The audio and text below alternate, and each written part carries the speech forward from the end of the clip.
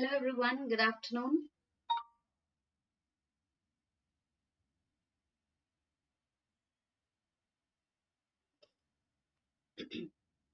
Janardhan Reddy, good afternoon. Murugan, good afternoon. Titan, namaste. Good afternoon everyone. Namrata, good afternoon. Good afternoon, Namrata. Pujita, good afternoon, ma'am. Good afternoon, Pujita. Paul, good afternoon. Veni, good afternoon. Gaurav, JSK. Radhe Krishna, Radhe Krishna. Haridev, good afternoon. Nivedini, good afternoon.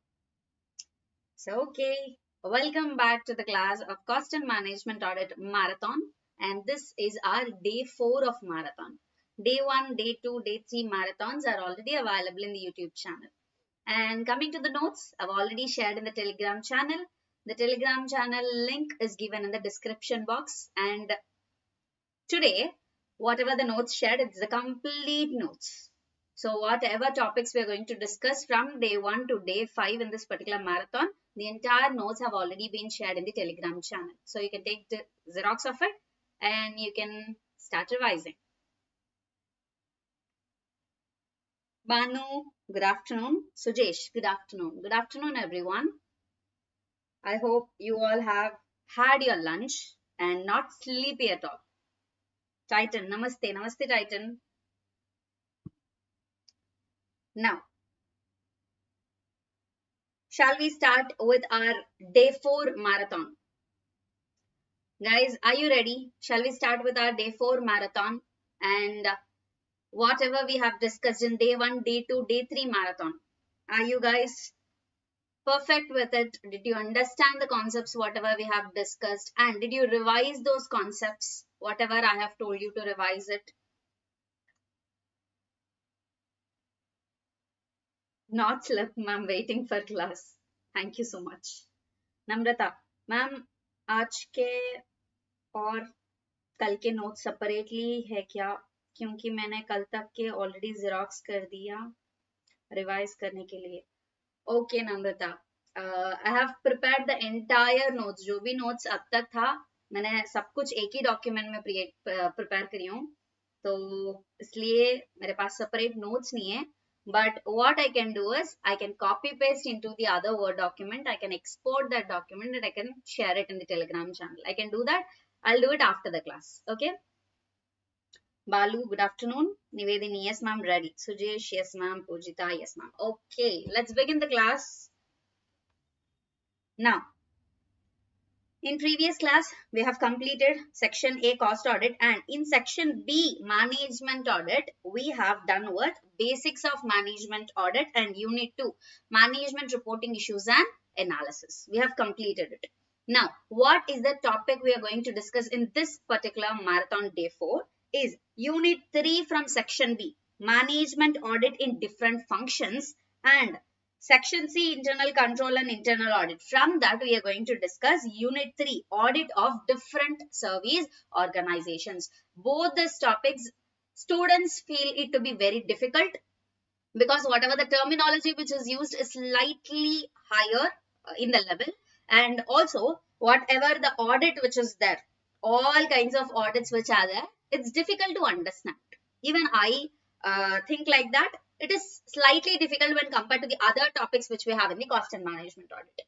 But you need not worry about it. I have completely prepared a material in such a way that you will be able to easily revise those topics. Okay. Now, coming to this particular unit 3, management audit in different functions. We have super questions as 7 questions, whereas smart questions as 3 questions. Coming to the weightage, 1 7 marks question can be tested from this particular unit. And from section C, internal control and internal audit, as you guys know, definitely a question will be tested from this particular topic, and it will be our last question in the paper, which is 8B. So far, it's the trend, whatever it is there. Now, in this unit 3, audit of different service organizations, we have taken super questions 9. Ma'am, where are the smart questions? Nothing is smart. All the questions have been tested. Whatever audits, service audits are there, service organizations audits are there, For each and every attempt, one audit is being tested. So you have to revise all the audits. There isn't any audit which you can skip. So all the audits which are there, I have given the super question. So we are going to discuss all those questions. Now, as you guys know, one 7 marks question and one MCQ can be tested from this particular unit. I hope it is clear. Now let's start with the questions, whatever we have.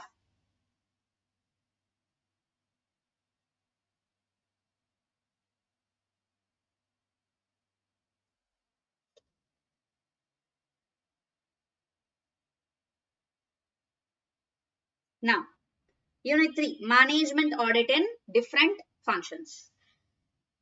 Before directly skipping into first audit, let us understand why we have certain topic which is called as Management Audit in Different Functions. And how is it related to Management Audit? Okay, now, when we were discussing firstly management audit, what did we understand? What does it mean by management audit? It is nothing but the verification which is done to know the competencies and capabilities of the people who are working in the management. The people who are there in the management, how well they are taking the decisions, how capable they are to take the decisions, how well they are competent enough to do the work according to the organization needs and benefits. To do the evaluation of their work is called as management audit. Now, when we were discussing basics itself, we have understood that this management audit is not just a verification of an individual performance, but it is a verification of a management team's performance. So far, so good, we have understood it. After that, we have the unit 2, in which we have discussed about management reporting issues and analysis. Now, how that is related to management audit? Because for doing management audit, we have one person who is being appointed as a management auditor.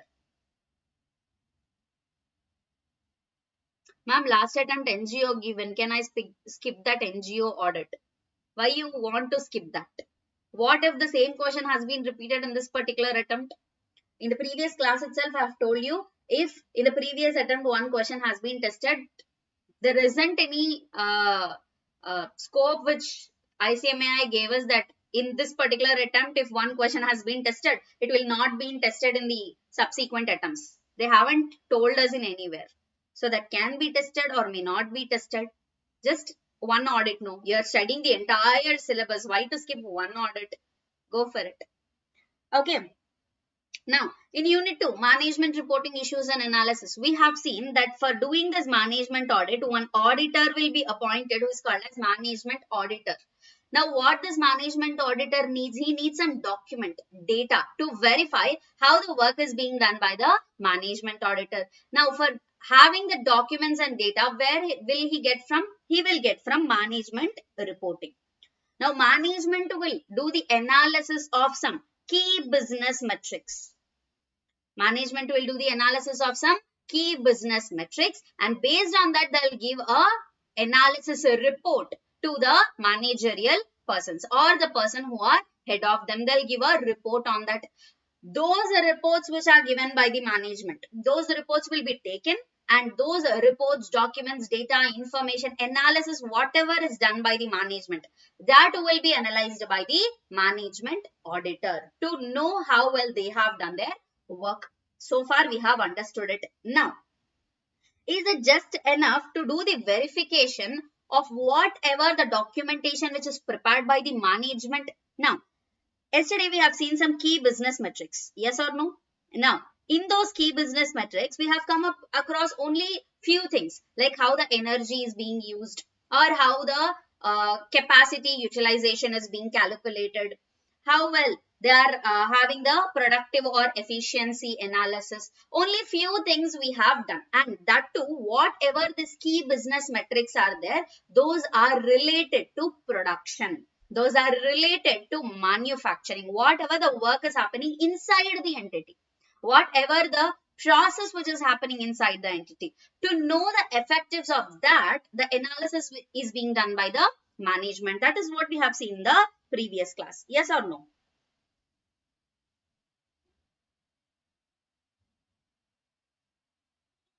Now, if you see here, performance analysis, how the business is performing, capacity utilization, how much capacity they are utilizing, productivity and efficiency, utilities, how the resources are being utilized, contribution from one particular product, how much profit we are deriving, profitability analysis, from which part we are getting the highest profits, working capital, how day to day working capital, which means how much money or the what we say, the expenses we are incurring on the day to day activities, manpower planning, how man has to be recruited, and some managerial accounting tools. These are the key business metrics, which means these are the analysis which are done within the entity in that particular process which is happening. Right. Now, is it just enough to do the verification of process which is happening? Is it just enough for the auditor to look into the facts of the analysis which is prepared by the management and check, okay, the process is happening properly, which means the entity is fine and good? No. If we are calling this to be the internal factors which will help us about to understand the business performance, there will be some external factors as well. In a business, to know how the business is performing, internal factors will also be there, external factors will also be there. Now, to check business performance, we have analyzed about the internal performance in unit 2. Now, in unit 3, we are going to do the assessment about the external performance. I hope you have understood it.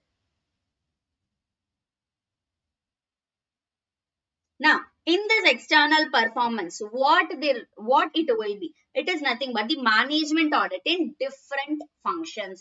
Within the business, there will be different functions collectively which will tell us about the entire organizational performance. Now, who will do these kind of different audits? Each audit will be done by different persons, which means few audits can be done by an internal auditors, few auditors will be done by an external auditors, few auditors some other person will be recruited to do that particular audit.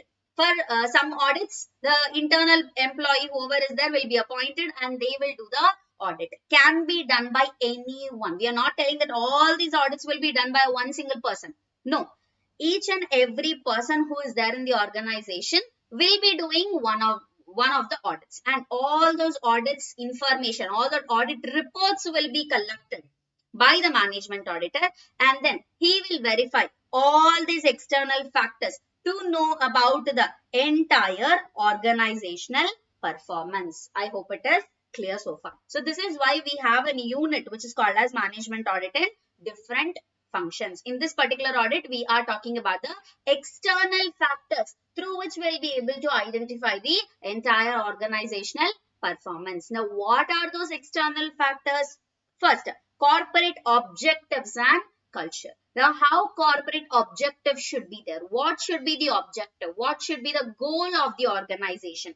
And what should be the culture of the organization? Regarding that, we'll understand. After that, corporate service audit.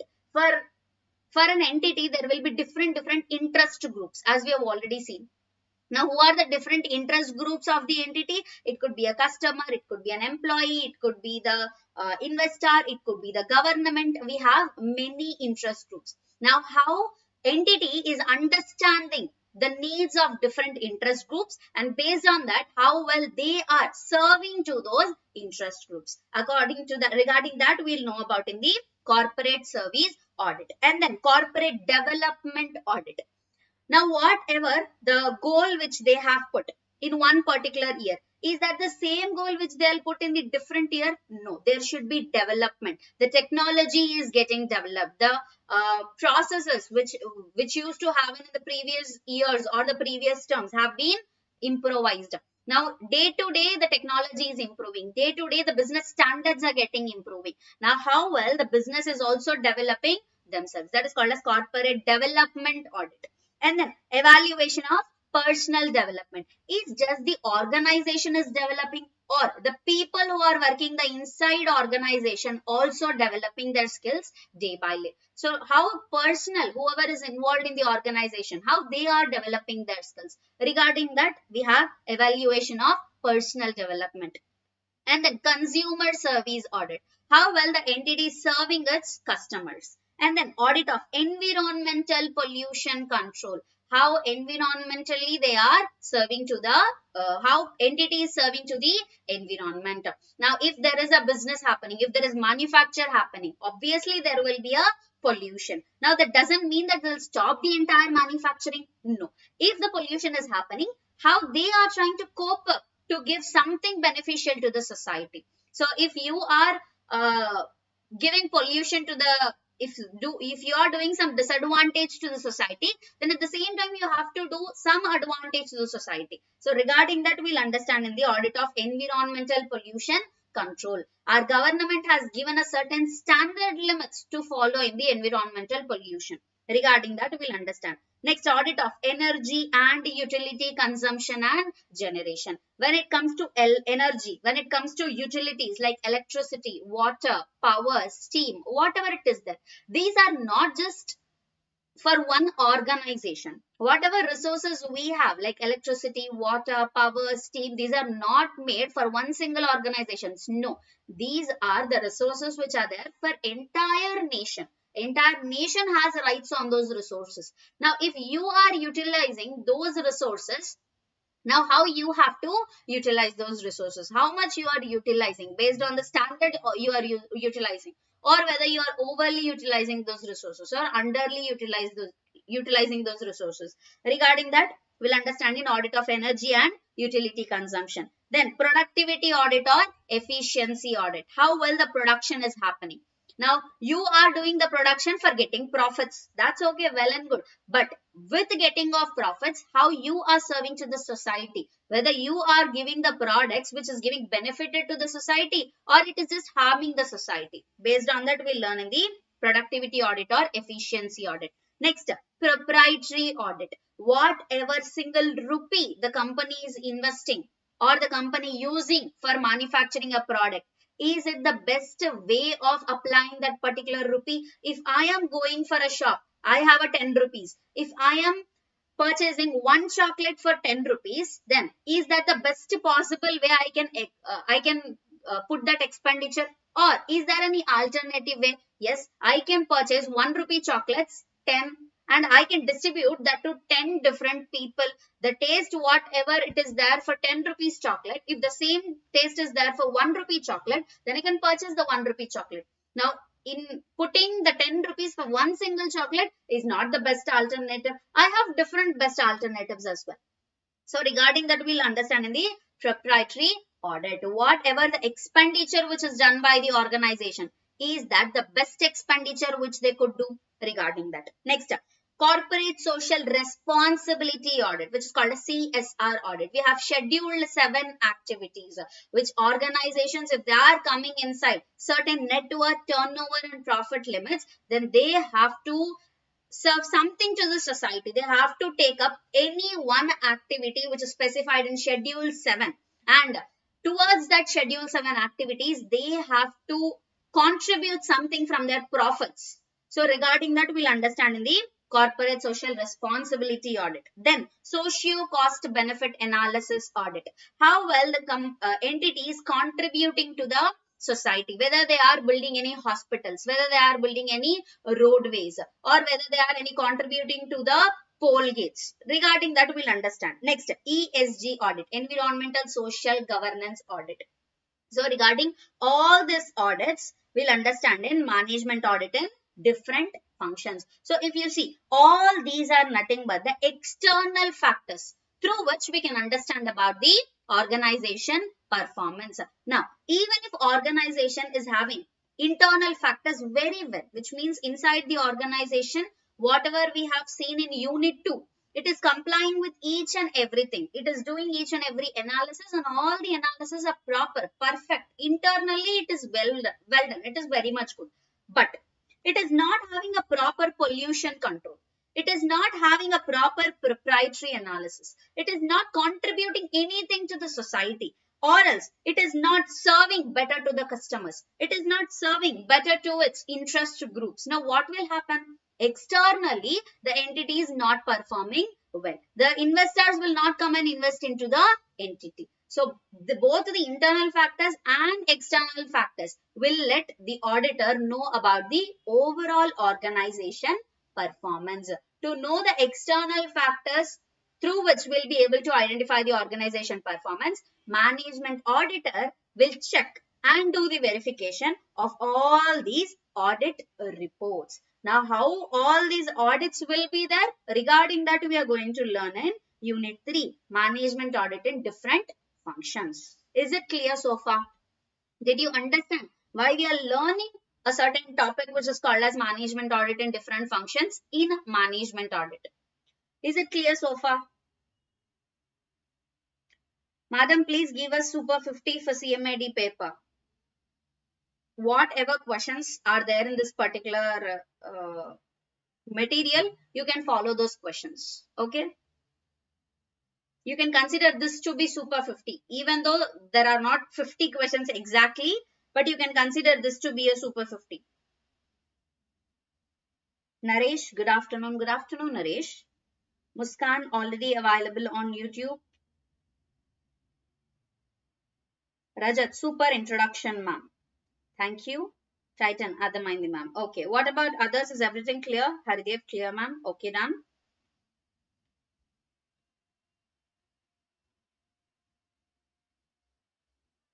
Muskan, clear, ma'am. Okay. Now, so far in the previous attempts, there wasn't any question regarding the corporate objectives and culture. But this is one of the introduction for other audits. So we'll have a quick revision of this particular corporate objectives and culture, and then we'll move on to the other audits. I hope it is okay with you guys. Nivedini, clear, ma'am. Okay, done. Gaurav.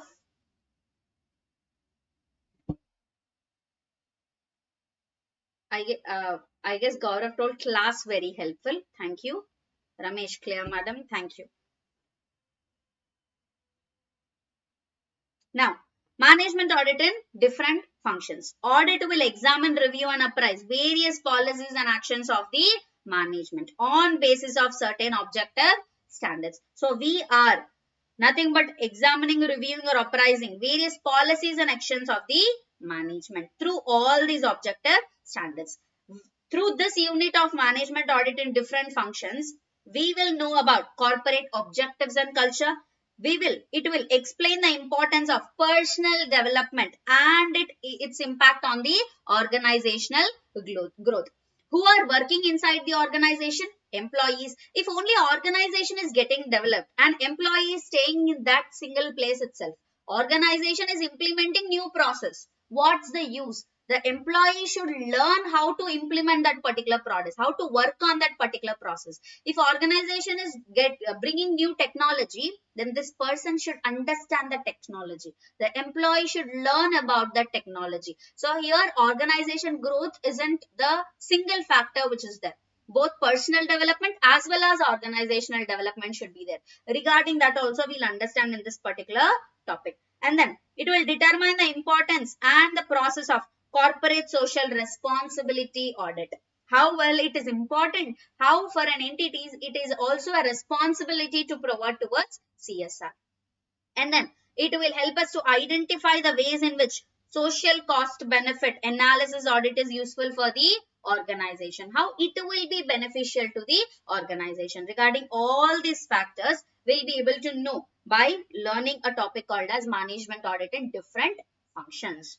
So let's move on to the first concept, which is corporate objectives and culture. In the first class or second class, in some of the three classes, we have discussed something called as what is objective and what is goal. Now, corporate objectives and culture. What is a business objective? It will provide clear steps, a time frame, required resources to fulfill a goal. So, we have a specific thing, and that too, it is what are the key features of an objective? It is specific. We have a clearly defined and focused. We know what to be done, when to be done.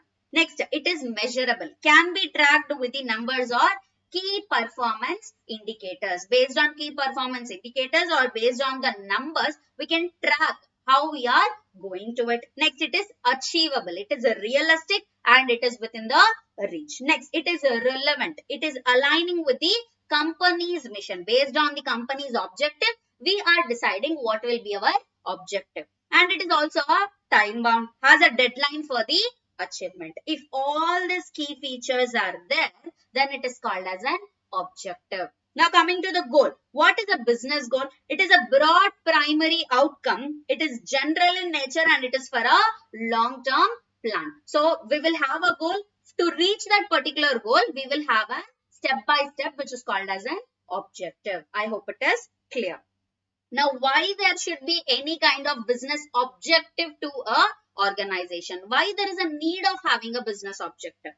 It helps employees and stakeholders to understand the company priorities. Why we need to have an objective? So that whoever working in the organization will understand what we are doing, why we are working. Now, what is your objective to get this much particular marks in the CMAD? Now, it's not that you doesn't have a passing criteria only. You'll just write your exam. Even if you're getting 20 marks, that's okay. Even if you're getting 10 marks, that's okay. Then why will you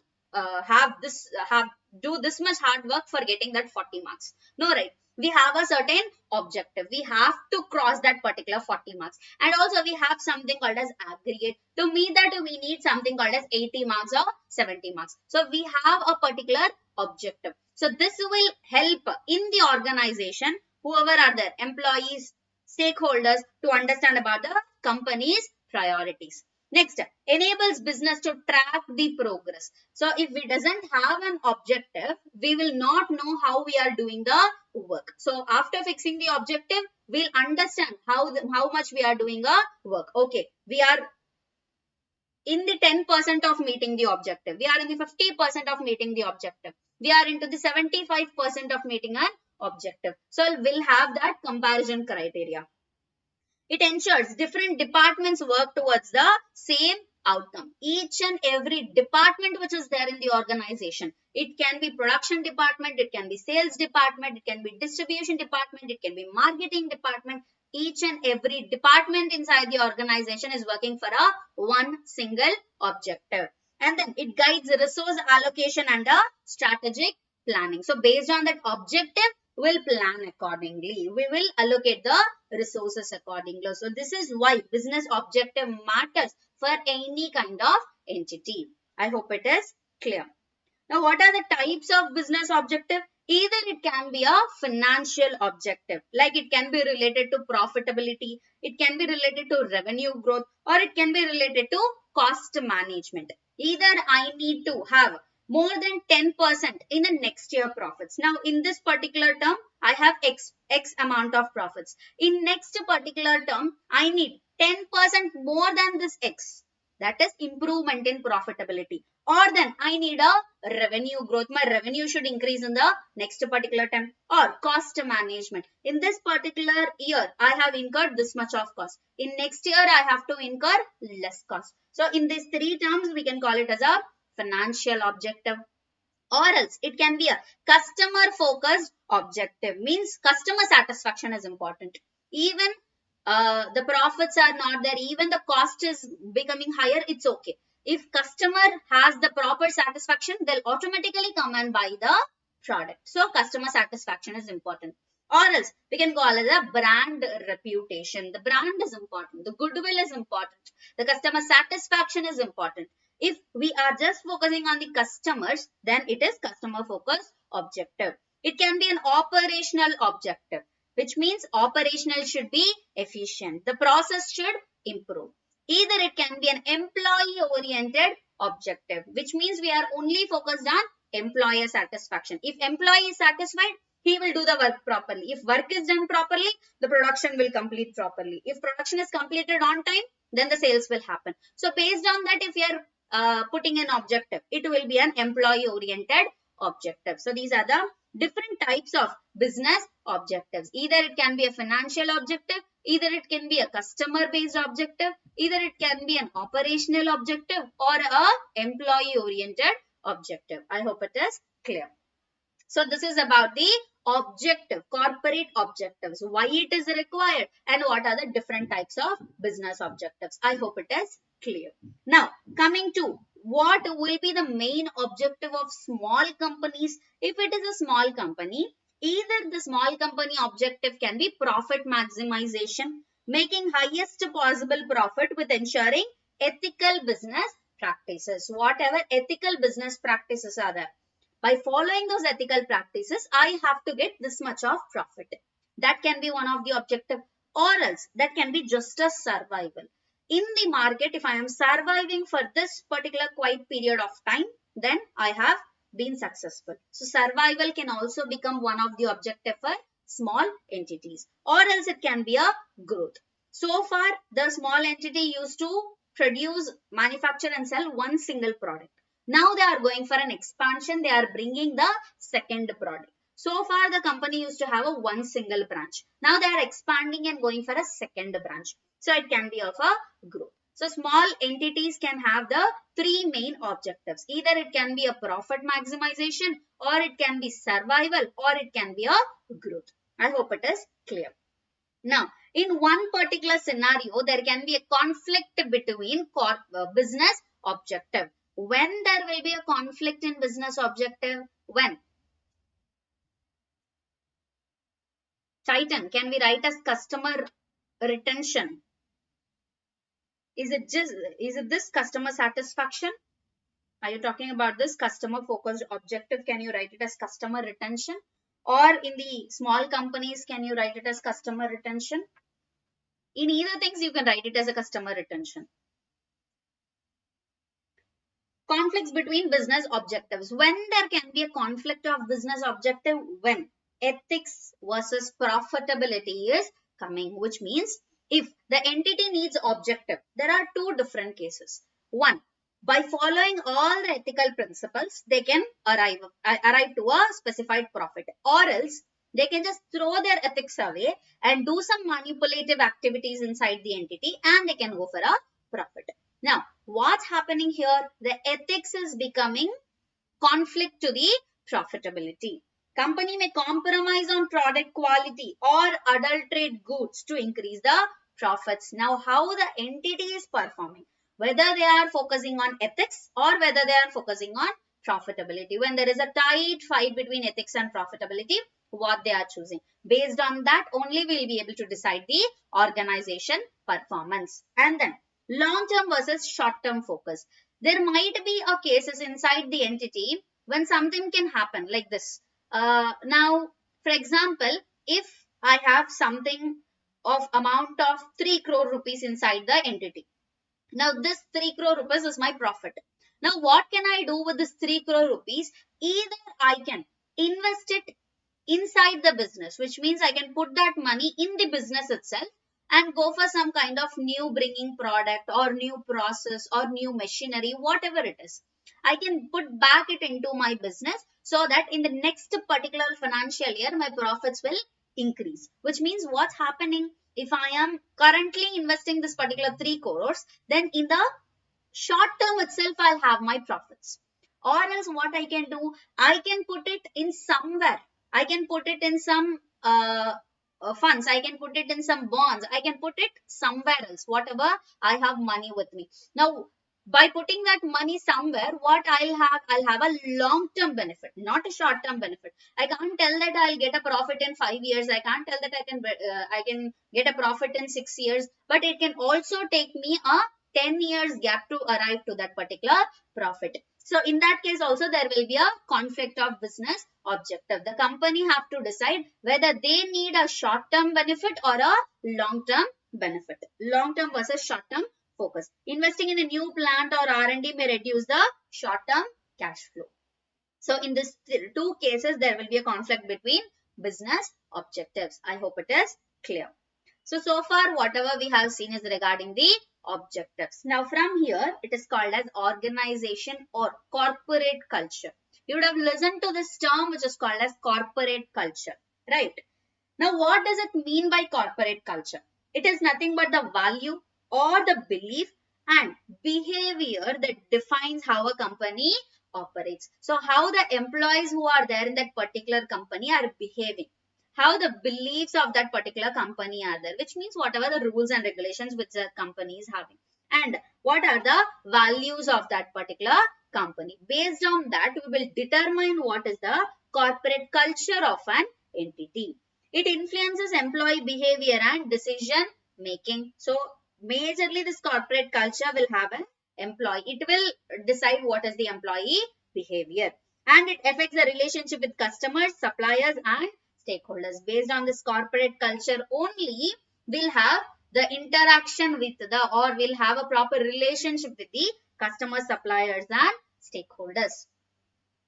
What are the key factors in shaping an organization culture? Now, what are the factors which will determine what is the culture of that particular entity? First, shared values. This shared values can be of an outcome orientation, which means we are not concerned about, the entity is not concerned about how you are doing a work. Okay, the manager is not at all concerned about how you are doing a work, whether you are doing work from Google, whether you are taking the information from ChatGPT, whether you are using any AI technology. I'm not concerned about it. Give me this particular statement by the end of the day. Outcome orientation focuses only on result. It can be based on a shared value, or else it is only focusing on the people orientation, fairness, respect and tolerance. However you do the work, do it. But when you're doing a work, there should be a fairness, there should be respect towards your colleagues and there should be tolerance. Next, it can be a team orientation, which means combinedly as a team, you are working together, you are what will say, you are benefiting each other and doing the work. Collaboration and teamwork. Next, stability, predictability and security.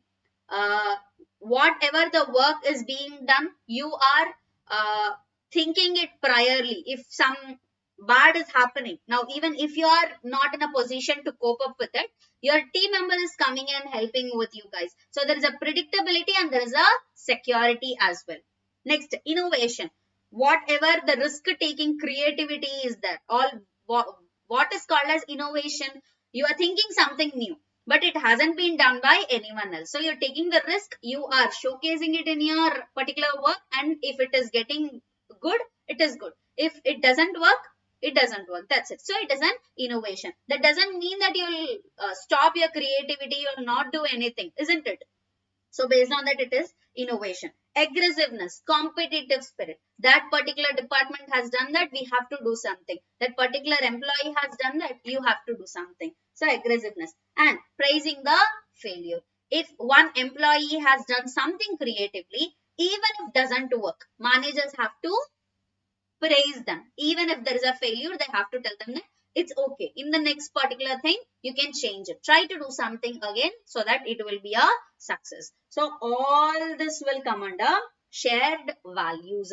Based on each and every factor, organization culture will be dependent on. What are those? Team orientation, outcome orientation, people orientation, stability, aggressiveness, innovation and praising failure. All these are the shared values within the organization. I hope it is clear. Next, there is a degree of hierarchy. Now based on the degree of hierarchy also, organization culture will depend upon how the degree of hierarchy should be there. Either it can be high, either it can be moderate, or either it can be low. Now what does it mean by high? Which means stricter rules inside the organization. Even if you have to move one particular document from one folder to other folder, you have to mail your senior, senior will mail it to the manager, manager will mail it to the head manager or the manager of that particular department, and then he will share it to the CEO. CEO will approve, then head of the manager will approve, then manager will approve, then team leader will approve. After then you have to move that. So if there are high stricter rules even to do a one single work, then what will happen? Even a small work which could be completed for within a 1 hour, it will get delayed for a 1 week, because they are having so many restrictions inside the entity for each and everything. Today which topic, mama? Management audit in different functions and audit of different service organizations. Two topics we are going to cover today. Section B, Unit 3 and Section C, Unit 3. Now, if there are having high stringent strict rules inside the organization, then what will happen? The work which used to be done in less time will take a lot of time. That could be a degree of hierarchy, or else it can be moderate. There are defined structures, but it is flexible, which means there are rules. But what rules are there? Only those rules have to be followed. You need not ask permission for each and everything. But if it is something as a decision making, it is an important factor. In that case, you have to take a permission. So it is moderate. Then it is low. No need to take permission at all. Even if it is a big decision, small decision, take it yourself. You do whatever you want. It is very low. Loose rules. No rules at all. No challenges at all. No one is questioning you.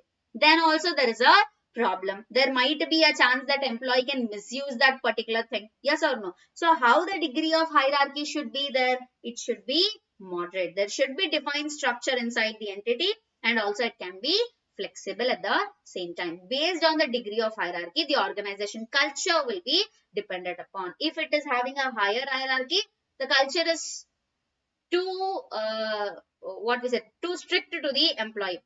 Employees will not be having a freeness to work in that particular organization. They might work for 3 months and they'll tell you that this company is so much of headache. Employees will not work in that. It should be moderate. If it's moderate, the employees will have an enthusiasm to work. If it is too low, then the organization can be a downfall.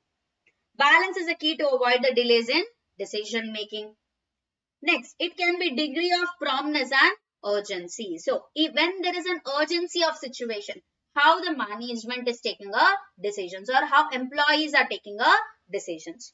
Quick responses to market changes ensure survival and success. Based on market changes, instantly they have to take the decision and implement it to get the success and to survive in the market. Even when the new technology is coming, if you're just sitting and seeing the technology and not implementing inside the organization, then what will happen? The entity will come down slowly. There will be no survival and there will be no success to the organization. As we see the YouTube and Insta trends, weekly the trend will change. So weekly the new influencer will come up with one trend and all the influencers will follow the same trend. Similarly, in the entity also, that has to follow. So this is called as influential trend. So Insta trend, whatever it is. So it is Insta culture, YouTube culture. Similarly, there will be a business culture. Culture of urgency drives faster decision making and innovation. So when we are doing something in a hurry-burry manner, so we'll get something innovation. We'll get something, whatever it is that. At sometimes when we do something in a hurry-burry, it will work it out. Something will be very much great. Even if you have thought for 1 week, for 1 month also, it could have been like that. But instant decisions, sometimes instant decisions will work. So based on that also, organization culture will depend upon degree of promptness and urgency. And then either it can be a people orientation or task orientation. If it is people orientation, it will only focus on the employees and well-being of employees. If it is task orientation, only it will focus on the process efficiency and quality of the process. I hope it is clear. Next, it can be of a functional orientation. Different departments like R&D and customer service. How R&D is there? How customer service is there? Based on that also, organization culture will be dependent upon. It is called as functional orientation, which means if the organization is there, the organization is good in all the terms, whatever it is there. The production is good, the products are good, whatever it is there.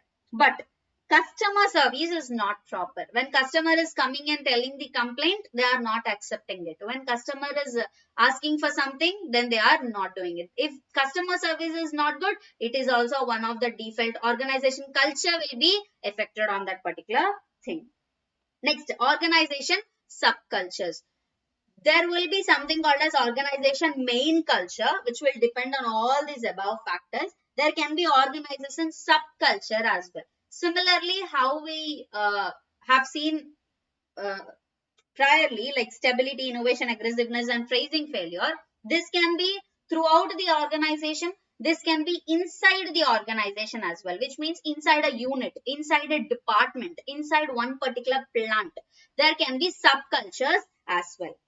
Subcultures exist within the regions or departments of the organization. But here, how the subcultures should be there? The subcultures should be aligning with the main culture of the organization. If it is similar to the main culture, then subcultures can be there inside the departments as well. Can support or clash with the main culture. Managing these subcultures is crucial to avoid the conflicts. Always the subculture should meet with the same alignment of main culture in the organization. I hope it is clear. So all these are the factors which determine what is an organization or corporate culture. Now, how to create this organization culture? First, it is not something we'll go and buy in the market and then we'll implement it in the company. No, it is the culture evolves through leadership and past success. Based on the past success, based on experiences, based on the leadership, will bring something called as a culture. Next, sustaining culture. How to maintain that culture? First, you have to identify and assess the traits. What are the defaults which are happening? What are the failures which are happening? You have to identify that and you have to start correcting it. Develop an action plan to strengthen and support the traits and address the outdated ones. So, what are the characteristics which are there? First, identify, and if there are outdated characteristics, eliminate it. If there are anything to be changed, change it. Leaders must manage culture by reinforcing values and do overtime reassessment to ensure the success. The corporate culture is not a one-time thing. No, it is throughout the years, which means whenever you talk about a single brand, for example, if you're talking about men's brand, if you're taking Park Avenue, it doesn't mean like Park Avenue just started their business yesterday. In one day, they have got so much of goodwill. In one day, they have created that customer satisfaction. In one day, they have built that corporate culture. No. There are many years. There are leaderships. Whoever built that Park Avenue is standing there. He has worked out. He has pulled up an entire team. He has told the team that this should be done like that. That should be done like this. There are rules, regulations, policies which are there. Based on that, only the corporate culture can be built. So leaders have to manage how to build a organization culture or a corporate culture. I hope it is clear. So this is about the corporate culture or organization culture and corporate objectives. I hope it is clear so far.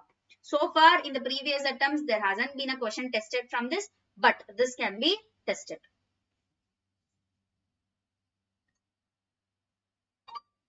Rating given by the employee on the company's sits.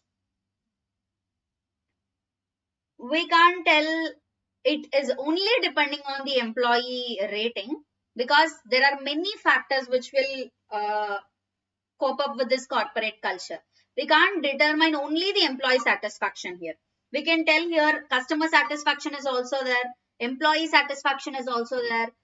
Each and everyone who is there, everyone has to be working inside the organization like that. Only then there will be a corporate culture which will be built on. As we have seen here, the work should be there, the outcome should be perfect, the people should be fair, the team orientation should be there, the managers have to give the praising, there should be stability, there should be innovation, creativity, degree of promptness, each and everything should be there.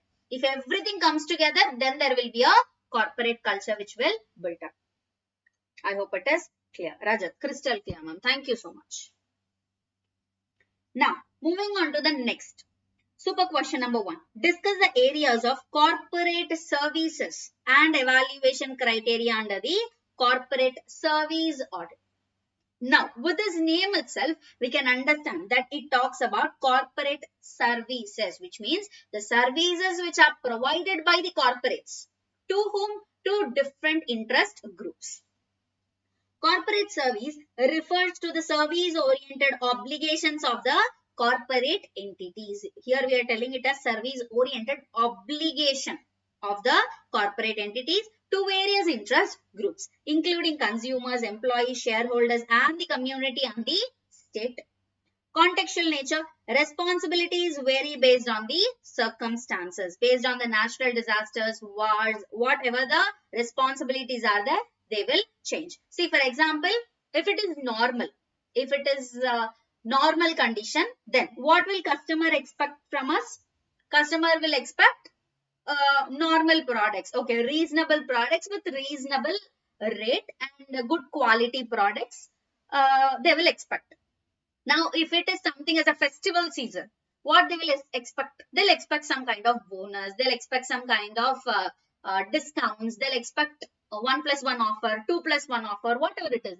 They'll expect it. Yes or no?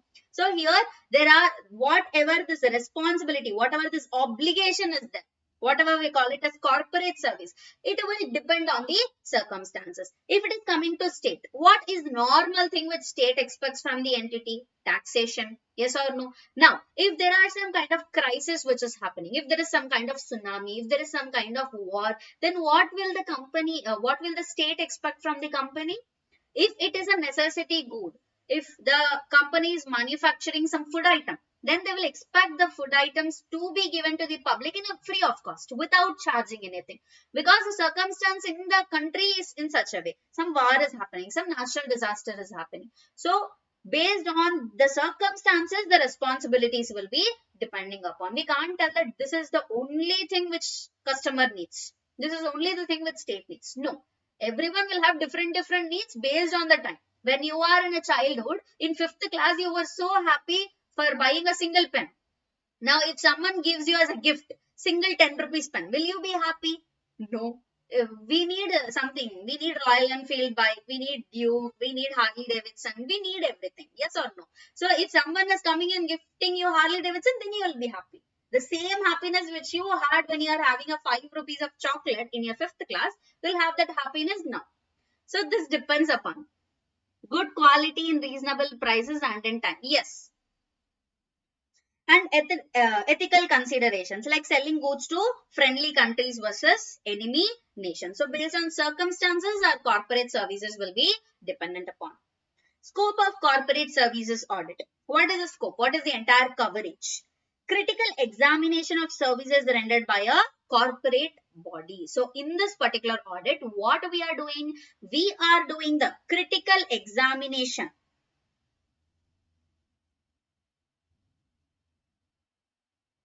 We are doing the critical examination of services which are rendered by the corporate body and evaluation of its awareness and responses towards the stakeholders. How well they are treating their stakeholders. Regarding that, whatever evaluation we are doing, the process, it is called as corporate service audit.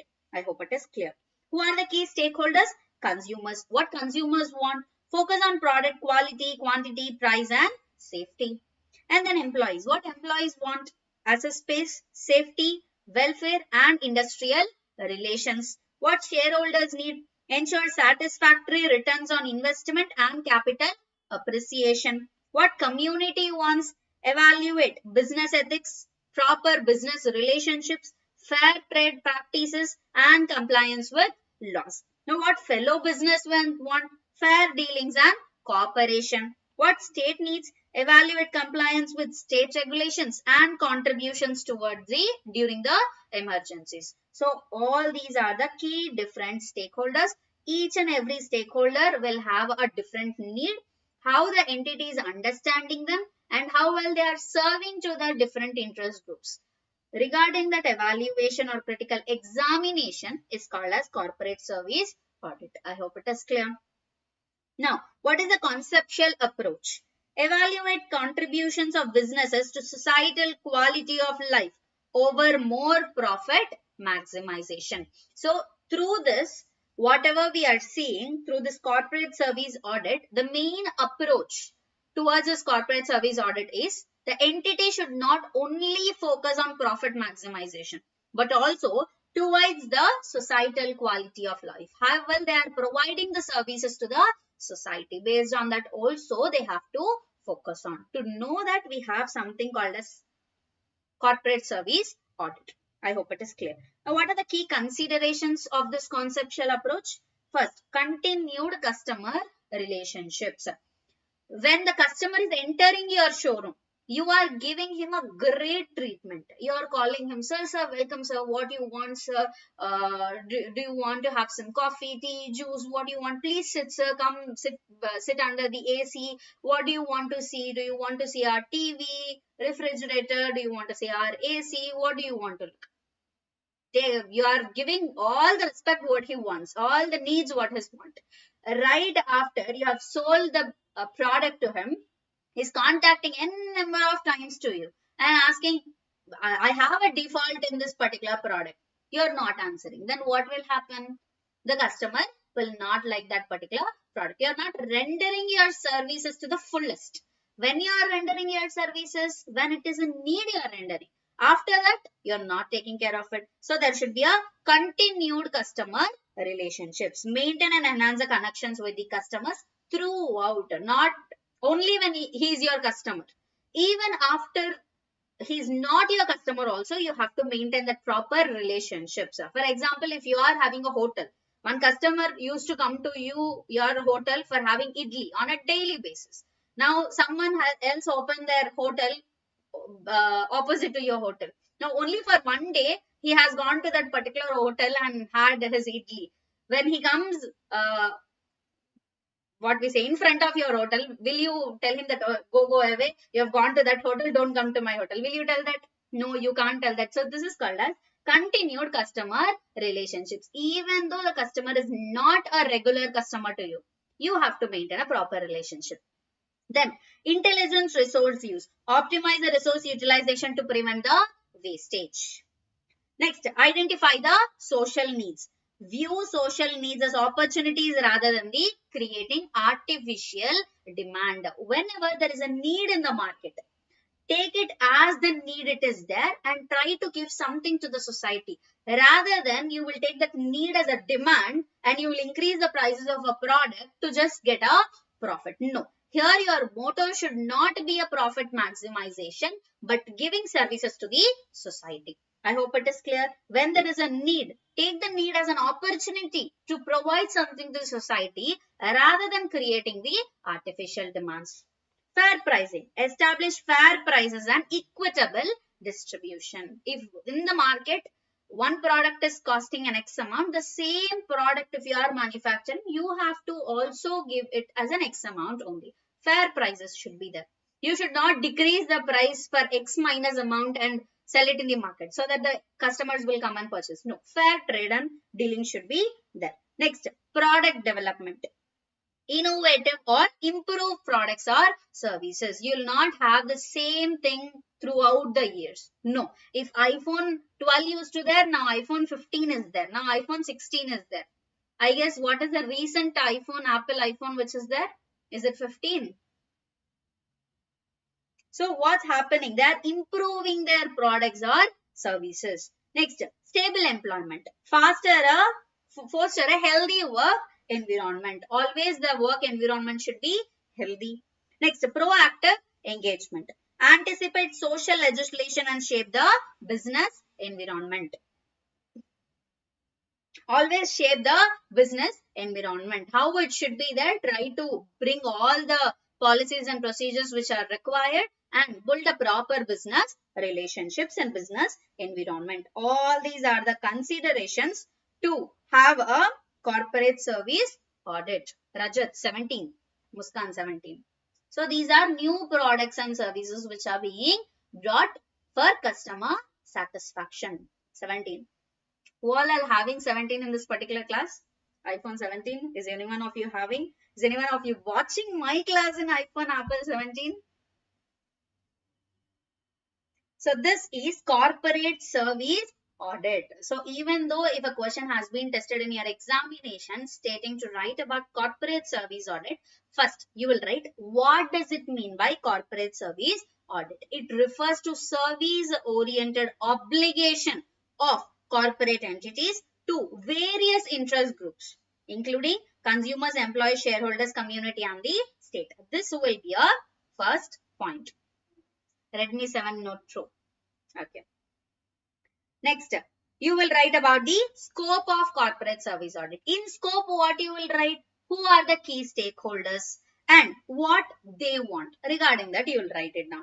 And after that, you will write conceptual approach. In this conceptual approach, how you have to have that corporate service. You should have a continued customer relationship. You will have an intelligent resource utilization. You will identify social needs. You will have a fair pricing, product development, stable employment, and proactive engagement. I hope it is clear. So this is how you will write if a question has been tested from corporate service audit. Is it clear so far?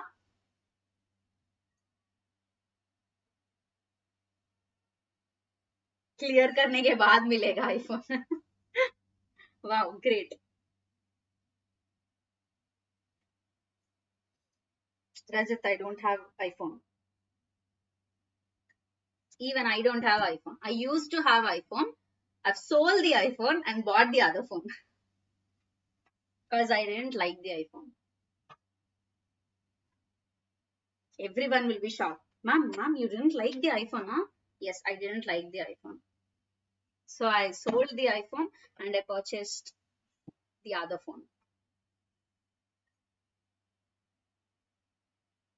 मुस्कान, और वो ma'am देगी, मैं दूंगी नहीं. अगर आपको phone चाहिए तो मैं दूसरा फोन आपको खरीद के दूंगी, आईफोन में नहीं दिलवाऊंगी क्योंकि मुझे ही नहीं पसंद है आईफोन. टाइटन అర్థమైంది మ్యామ్. పూజిత, yes ma'am. Okay, great.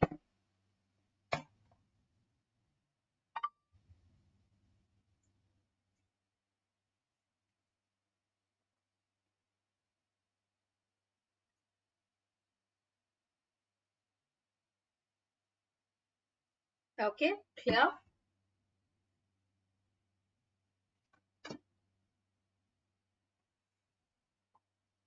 Murugan நல்லா புரிஞ்சது ma'am. Wow, Tamil comment. Murugan, நீங்க தமிழ்நாட்டுல இருந்தா?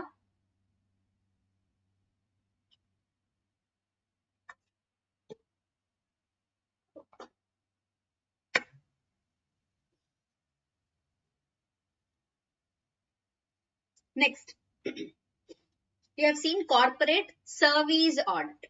Now comes the other audit, which is corporate development audit. Super question number 2. What are the 4 essential dimensions involved in corporate development audit? Murugan, yes ma'am. Great Murugan. I am also from Tamil Nadu. Oh Murugan, Chennai, ah? Nanu Chennai da. Explain the scope of corporate development audit. Now, what does it mean by corporate development audit? It is a systematic review of companies' long-term growth strategies, organization structure, management effectiveness. It assesses how well a company's policies and plans are and development initiatives align with its business objectives. So how well the growth strategies are there, how well there is an organization structure, and how well there is a management effectiveness to meet the business objective. So we have a long-term objective. So to meet that objective, how we are having our growth strategies in a period of 1 year. What should be my growth? In a period of 2 years, what should be my growth? If I am only putting an objective and not having a short-term growth, then it will not happen. So how well the company is having a short-term growth to meet a long-term business objective. To do the evaluation of that, it is called as a corporate development audit. Corporate development audit covers both potential as well as kinetic aspect. What does it mean by potential aspect? It ensures that the company has the right plans and resources. So to meet the business objective, to have that growth, whether the company is having a right plans and resources, to do verification of that, it is called as a potential aspect. Now, what does it mean by kinetic aspect? Implementation of those policies ensures that the company effectively executes those plans. Whatever plans are there, whether the execution is being made properly or not. To do the verification of that, it is called as a kinetic aspect. So in corporate development audit, we will do the evaluation of both potential aspect as well as kinetic aspect. Whether the plans are proper. Regarding that, if we are doing the verification, it is called as potential aspect. Whether the plan is executed properly. If you are doing the evaluation of that, that is called as a kinetic aspect. I hope it is clear. Now, what are the 4 essential dimensions involved in corporate development audit? For a corporate development audit, we have 4 dimensions. Dimension 1, regularity. Development doesn't mean that it is a single time thing. Once you have put a plan, then it's okay. You have thought that once you have established the plan once and then you have executed it, that's it, it is done. No, again you have to start with a new plan. Again you have to go for an execution. Only then there will be a regular continuous process. It is not a one time process. Ensures continuous monitoring of various components of a corporate body. Continuous monitoring should be there. Regularity should be there. Next, systematic check. Assess evolving corporate requirements in response to internal and external forces. So, based on the corporate requirements.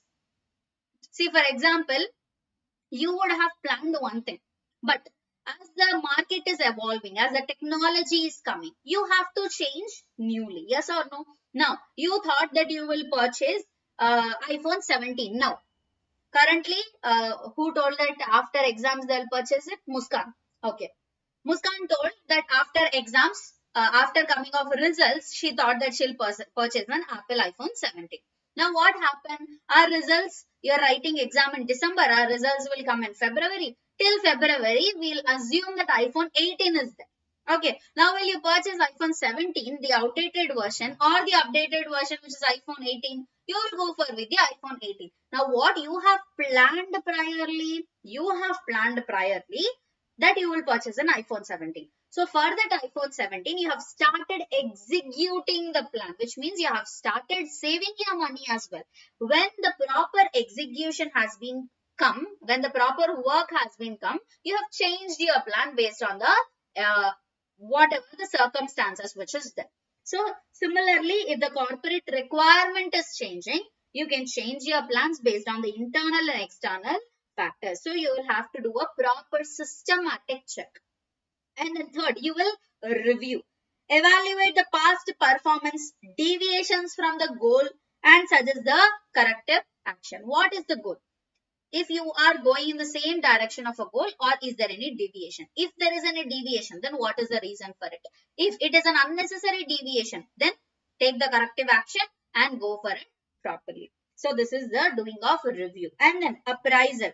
Analyze corporate goals in relation to resources, achievement, and future strategies. How you are going to do the assessment based on the resources, based on the achievements, and based on the future strategies. So all these 4 are the 4 dimensions of corporate development audit. I hope it is clear. Now, what is the scope of corporate development audit? What does it mean by scope? Coverage. First, corporate planning and policy. First is planning. Involves long-term examination of business enterprises and their environment. To do a plan, to fix an objective, we have to study the entire organization. So, first, long-term examination of business enterprises and their environment.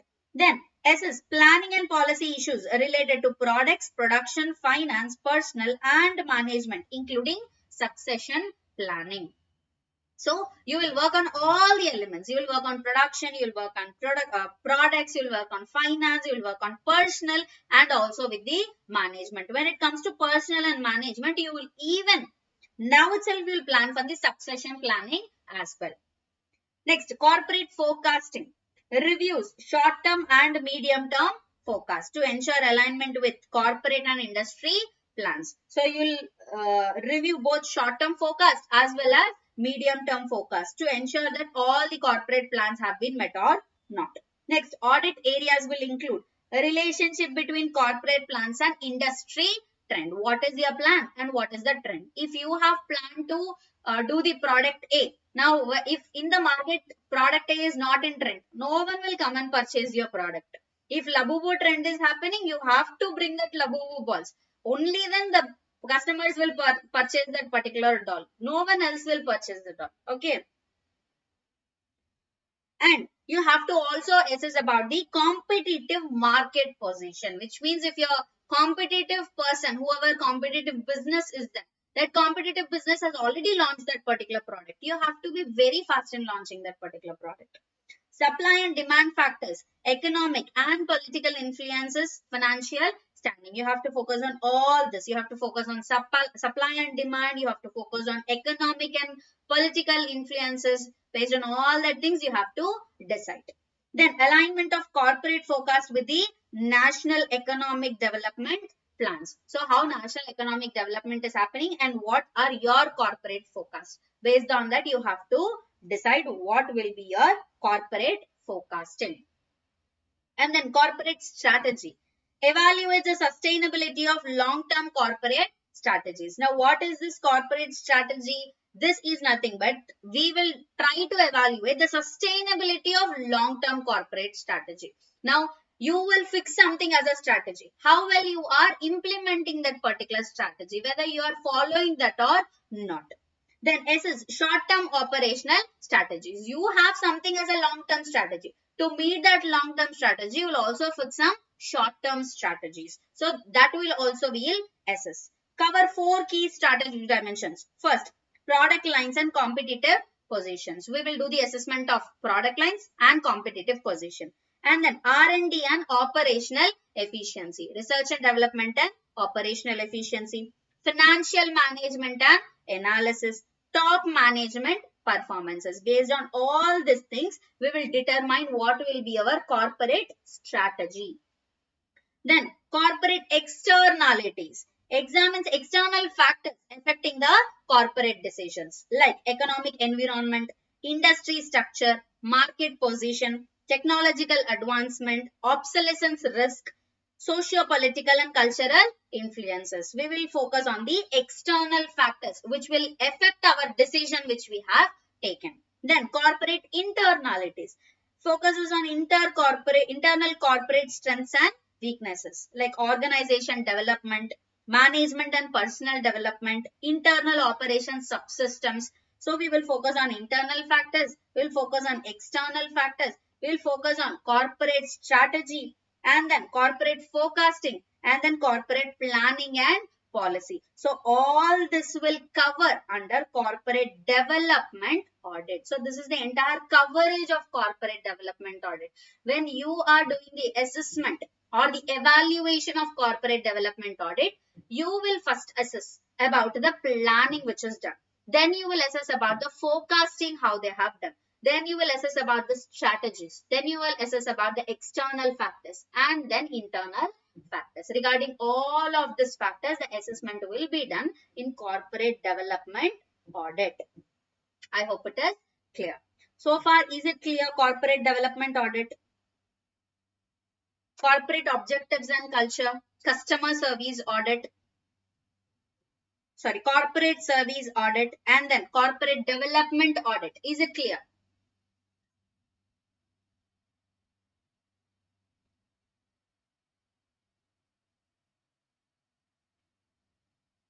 Guys, are you there? Is it clear?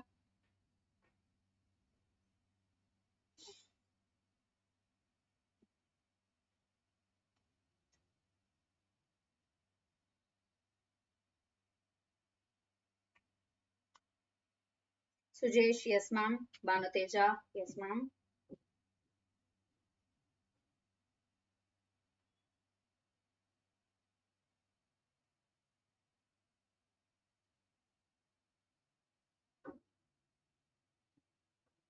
Right, and Ardhamani ma'am. What about others? Please be active in the chat box.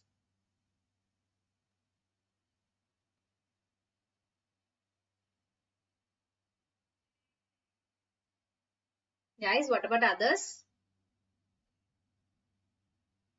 Hanji, clear, Namrata. Rajat, from which audit we can expect question in exam? Any one audit. From any one audit you can expect a question. But question is paka. But one question is paka. There will be a question in the examination. From which audit it will come? Any one of the audit. Balu, clear madam. Thank you, Balu. Now next, moving on to the next audit, personal development audit. Super question number 3. How do you evaluate personal development? Explain. Evaluation of personal development is systematic assessment of how effectively an organization is developing its employees to meet the business goals.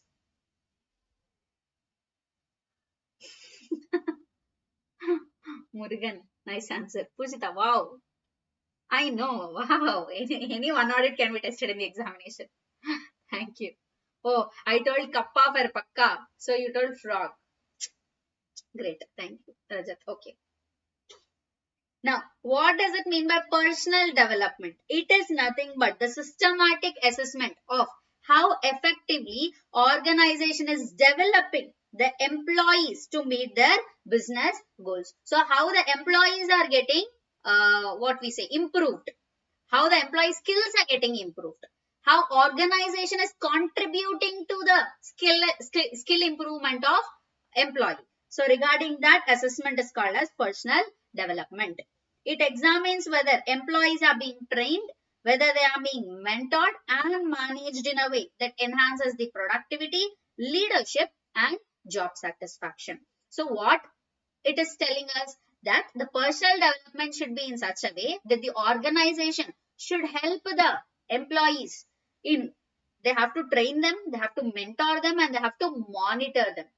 So that what will happen is, it will reflect in the productivity. They will work effectively and there will be some leadership, which means you have to monitor them, how they are working. If no one is there to monitor, then we will not know how we are improving. We will not know how mistakes we are doing. So to have that leadership, to have the productivity and to have some job satisfaction.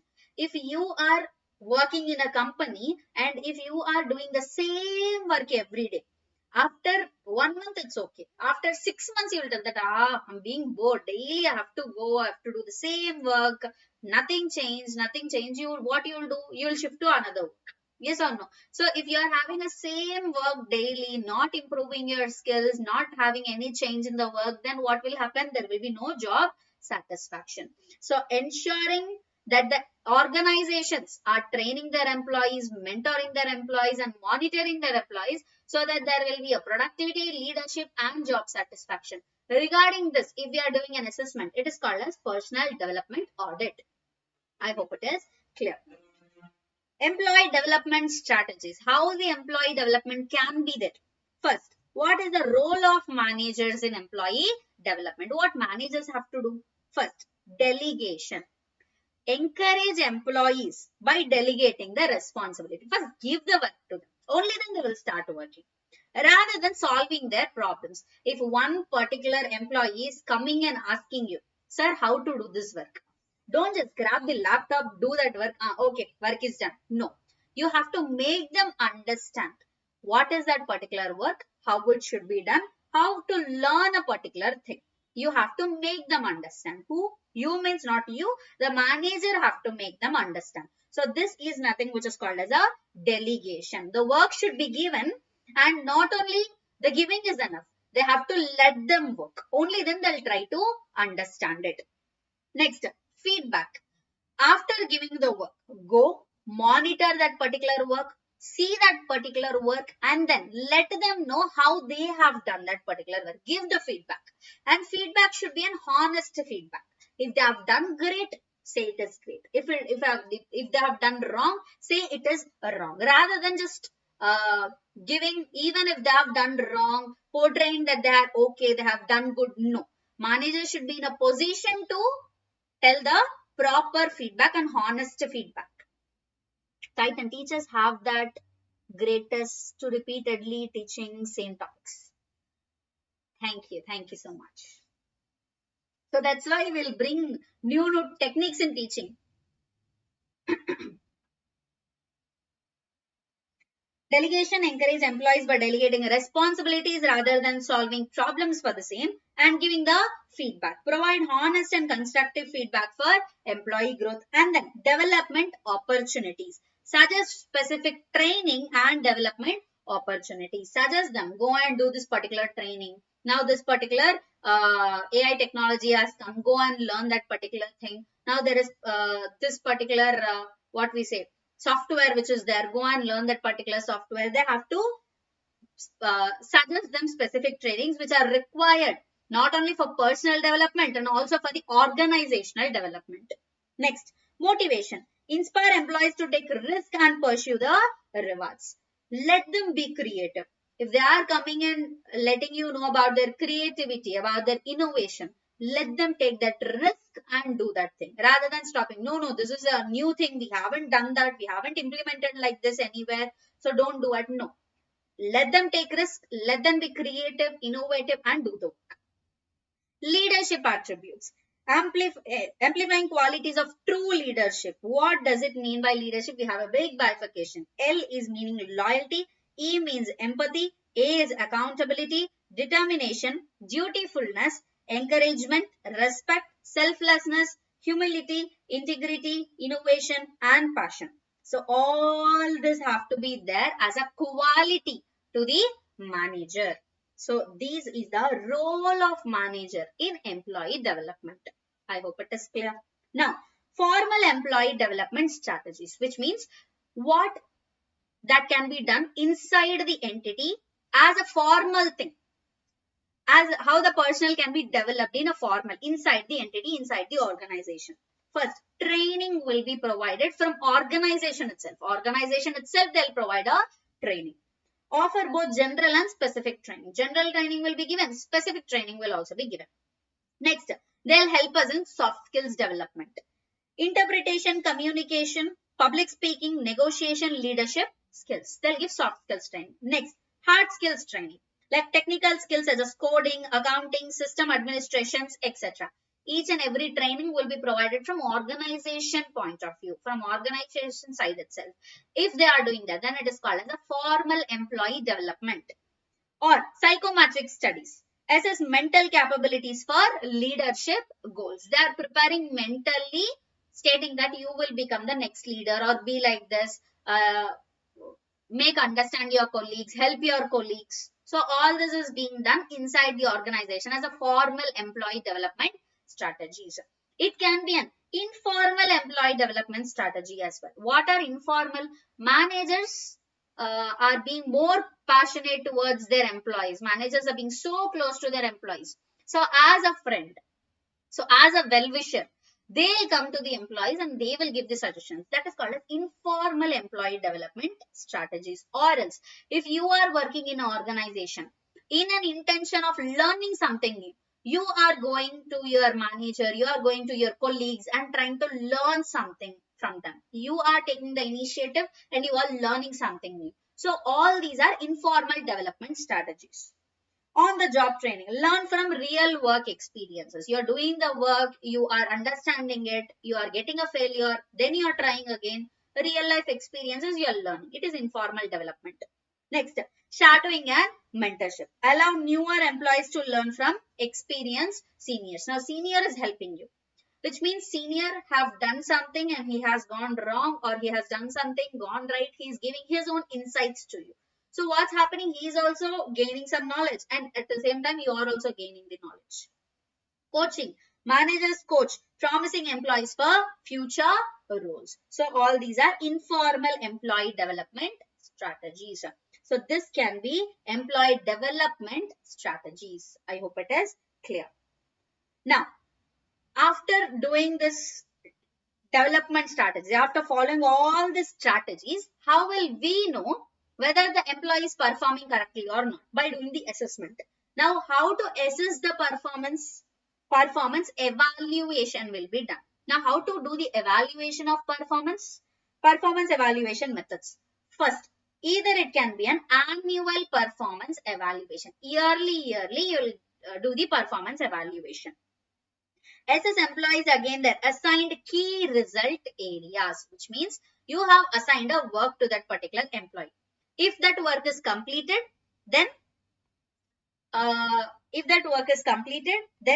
the performance is good. If the work is not completed at the right time, then the performance is not good. Utilize goal setting exercises to define roles and assignments. You will fix a proper goal. If that particular employee has reached that particular goal, then the performance is done. as we will say it as a target, sales target or the production target. If they have met that particular target, performance is good. If they have not met that target, then the performance is not so good. Conduct periodic reviews to track the progress and make the adjustments as necessary. Periodic reviews can be done. And next, annual review. Aggregate feedback from previous evaluations. You will do the periodic review, no? But after doing all the periodic reviews, annually what you will do, you will collect all the reviews and you will compile it and then you will give an annual review. I hope it is clear. What techniques you can be using in evaluating personal development or the performance? First, you can go for rating scales. Rate employee performance using numerical scale. Results placed in bell curve to identify the top performer. Each and every company will have this performance analysis. They will decide who is the top performer for that particular financial year or that particular annual year, and they will give one trophy. Top performer of the year. They'll give that particular trophy, right? Or they'll give a certificate. Certificates will not be given. Trophy only will be given. So a rating scale. Based on that rating scale, we can determine who performed well. Or else, we can take a 360-degree feedback, which means we will do the survey. We'll take the feedback from each and every one. From your colleagues, from your manager, from your team leader, from each and every one, feedback will be taken. Collect feedback from various sources, managers, subordinates, peers for well-rounded evaluation. Next, management by objective. Either will decide from the target which is given. Evaluate performance against agreed upon objectives set at the beginning of the period. When the period is starting, you would have fixed a target. If the target is reached, performance is good. If the target is not reached, performance is not so good. So, this can be the evaluation techniques. So, this is about the personal development. I hope it is clear. Personal development, is it clear? Personal development audit.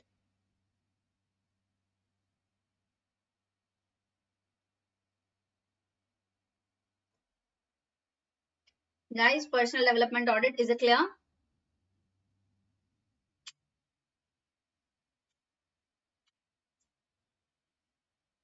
Banu Teja, clear. What about others? Is it clear?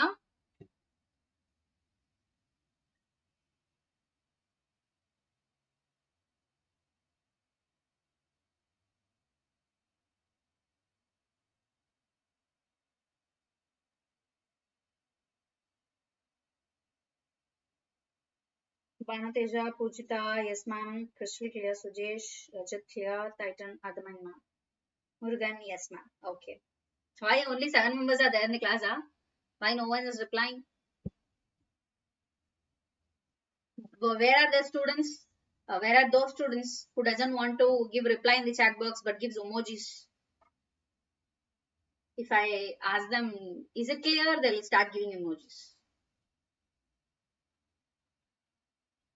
Okay. Now, let's move on to the next audit, which is environmental audit. Now, what does it mean by environmental audit? It is systematic evaluation, which is super question number 4. Describe the objectives of environmental audit. An environmental audit is a systematic evaluation of organizations' compliance with environmental laws, policies, and sustainability practices. We have environmental laws, we have environmental policies, and sustainability practices. How the organization is working towards them. How well the organization is following the environmental laws, complying with the laws of environment. Regarding that, if you are doing an assessment, then it is called as an environmental audit. It assesses the impact of business activities on environment and ensures adherence to environmental regulations like pollution control, waste management, and resource conservation. So here we will do the assessment of how business activities are impacting the environment. And at the same time, not only about the pollution, we will do the assessment about the pollution control. With that, how the waste management is there and also how the resource conservation is there. Regarding all these factors, if we are doing an assessment, and that too if it is a systematic evaluation, then it is environmental audit. I hope it is clear. As I have asked, emojis coming continuously.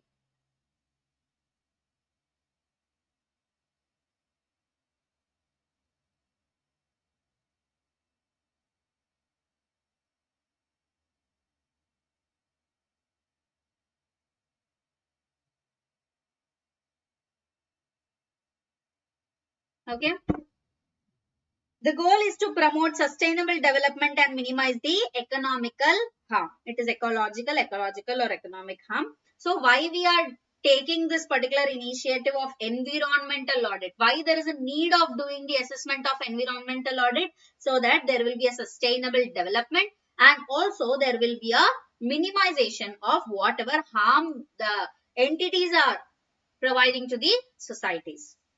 The prime objective of environmental audit is to protect the mother nature and minimize the negative impact on environment for undertaking industrial activities. We are doing manufacturing. By doing manufacturing, there are emissions. There is water emission, there is air pollution happening. Now, by happening of the sound, air and water pollution, mother nature is getting affected. So, how to protect it? And how to minimize the harm whatever we are doing. So regarding that, if we are doing an analysis, that is the main primary objective of environmental audit. Regulatory requirements are mostly in place. However, mere compliance may not be fruitful in longer term. So even if we have regulatory requirements, even if there are environmental laws, it doesn't mean that if you are only complying with the law, is that enough? No. Even if you are complying with the law, if there is a chance of reducing the emission, then why not do it? So that either way you are benefiting to the society and also you are following a regulatory compliance. The environmental audit aims at evaluating and reporting key environmental performance measures like pollution control, energy conservation, waste management techniques, conservation of scarce natural resources, etc. By doing this environmental audit, we are looking into all the factors. We are looking into the pollution control, we are looking into the energy conservation, we are looking into the lower utilization of scarce natural resources and also about the waste management. The following are the major objectives of environmental auditing.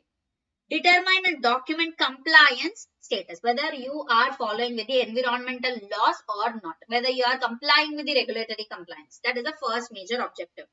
Determine and document compliance status. Next, help to improve environmental performance at operational facilities. In the operations, you are trying to improve the environmental performance. You are trying to reduce the pollution. As a facility management, you are trying to do the facility management. Whatever the resources which are available, you are trying to manage those resources. Increase the overall level of environmental awareness within the entity. Whoever people are working, you are trying to improve the awareness of environmental pollution. You are trying to reduce that particular thing. Accelerate the overall development of environmental management control system. Throughout the organization, you are trying to bring environmental management control system.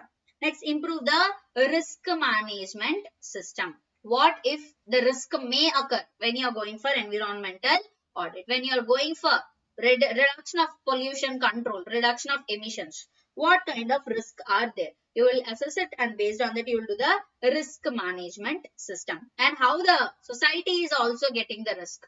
Based on that also you will do the evaluation. So these are the major objectives of environmental auditing. Protect the corporation from potential liabilities on breaches. Conservation policy and application guidance. Fund allocation, either it can be capital or either it can be operational related, and utilization with respect to environmental protection. Develop a basis for optimizing environmental resources. So all these are there to protect the corporation from potential liabilities. So from having the entity or the society to not to meet the liabilities, to avoid from liabilities, we can go from which means the organization can go for these three.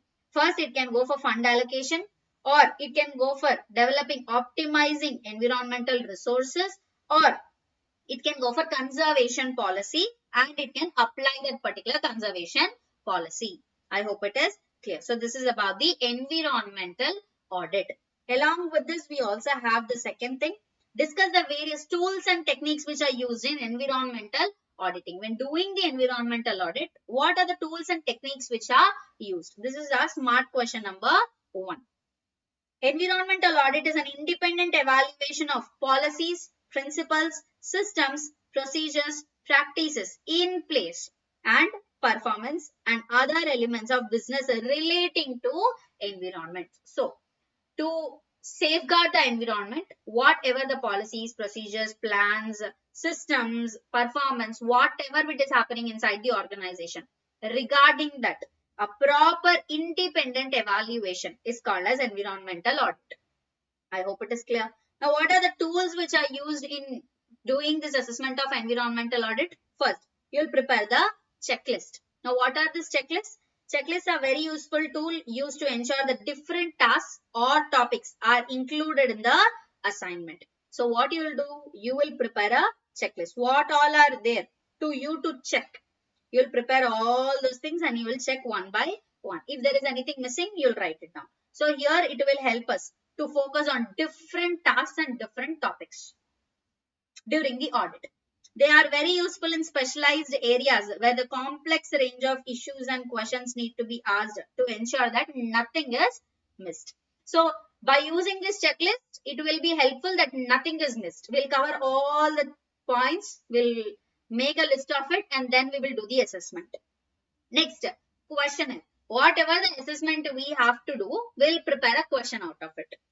Audit protocols or audit questionnaires provide the basis and structuring for most audits. They are based upon the checklist questionnaires, but are more complex and include more detail and sometimes logistical information and data relating to the audit and site being audited. First, in the checklist, we'll only prepare a list of what to be assessed. Here, in questionnaire, when we are starting the audit or when we are in the process of audit, we'll get lots and lots of questions. Those we will address and based on that, we will do the assessment.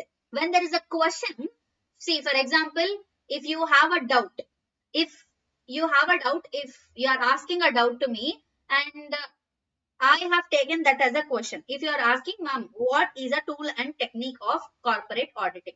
Now, I am telling this is what is a corporate tool and techniques of the corporate auditing. So, whatever you have asked me as a doubt is one of the question. What is tools and techniques of corporate auditing? So, based on that, what I am doing, I am taking a single example of it and explaining it to you. So, what we are doing? Questionnaire. You have given the questionnaire. Based on that, we are doing the evaluation.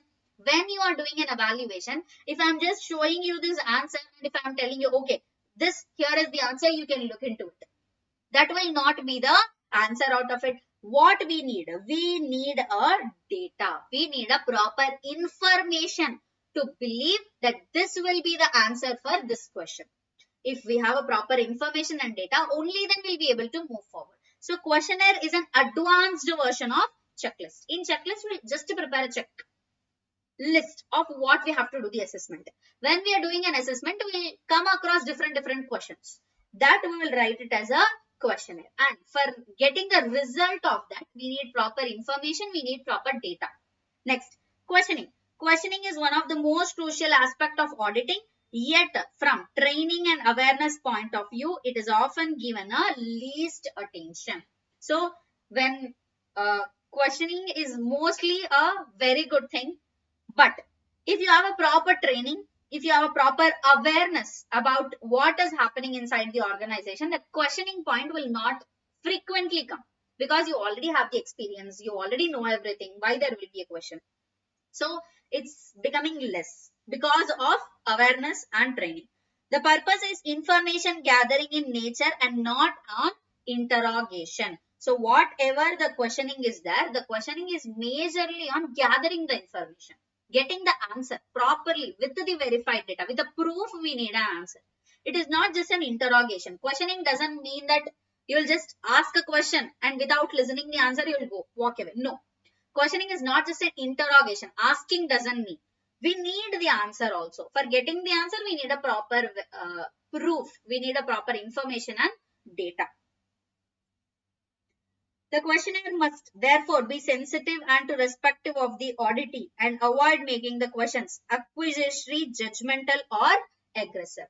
When the auditor is being in a position to ask a question, the question should be in such a way it will not hurt the auditee, which means the company. The question always should be to acquire the information. You should ask me the doubt to let you understand, to make you understand.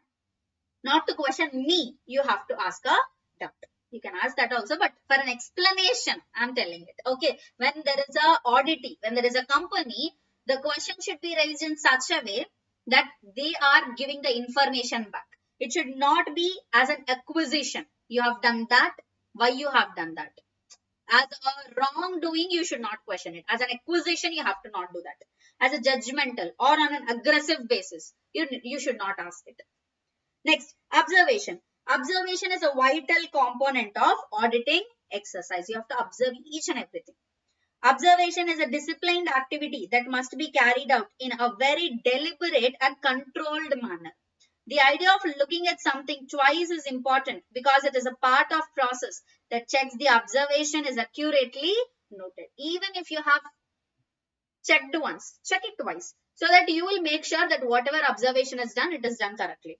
Analyzed and recorded. So fourth is observation. Next is photographs. If photographs are required, take the photographs. These are very valuable in the audit process. However, to use them, several important practical points must be borne in mind. The most important one is formal approval before using this particular technique. If the auditee company, whoever the company is there, if they are okay, we can get the photographs. If they are not okay, we doesn't have a formal approval of it, we can't do that. Next, research. It is useful to try and undertake some background research and investigation into the site or company to be audited. Familiarization with the operations, products, raw materials, reports, press materials, newspapers, articles, etc. All this will provide a useful background information to supplement the questioning sessions and help understand the operational process. So before getting into audit, before starting a questionnaire, before starting questioning, before gathering the information, you have to do the background verification so that you will understand what company is, what company operations are. That is having a proper research. This is before research. So all these are the tools and techniques which we use in environmental auditing. What are those? Checklist, questionnaire, questioning, observation, photographs and research. I hope it is clear. So this is about the environmental audit. Is it clear?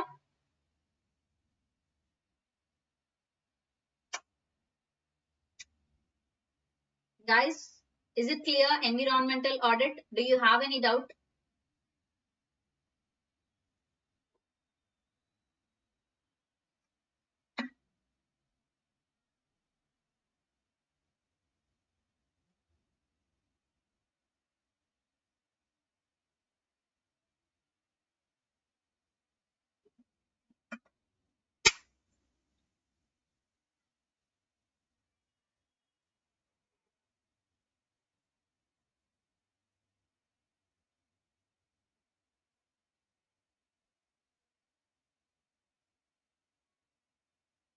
Namrata. హాంజీ నుంచి అర్థమైంది మ్యామ్కి వచ్చింది.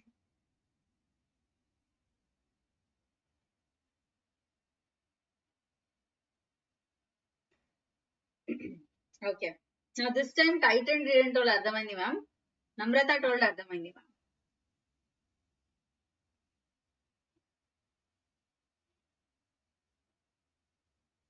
Okay. Nivedini clear ma. Okay, done. Now, we've done with environmental audit. Now, energy audit.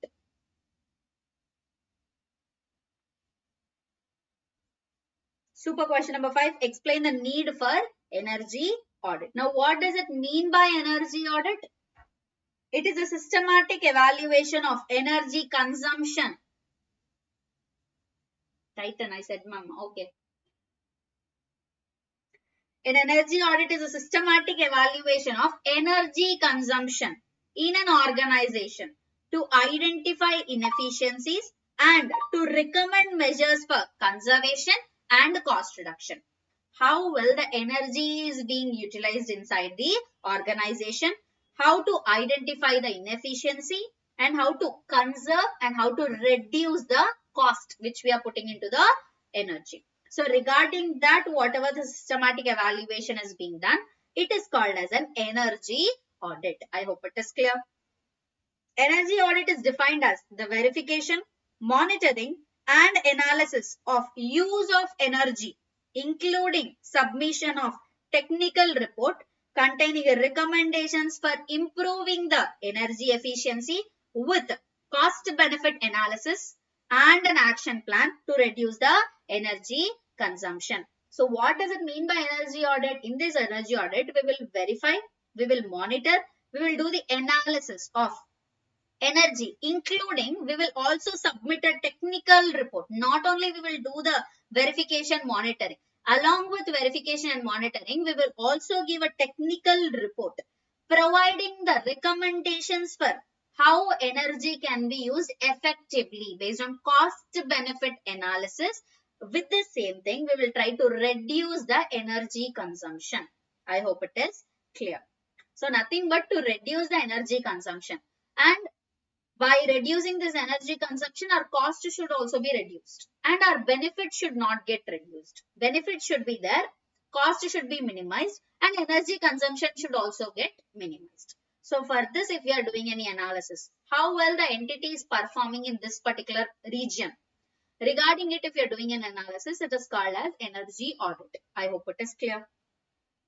The functions of energy auditor include what energy auditor will do. First, assessing energy usage patterns and identifying wastage. First, he will do the assessment of how the energy is being utilized inside the entity. And based on that, he will verify whether there is any wastage or not.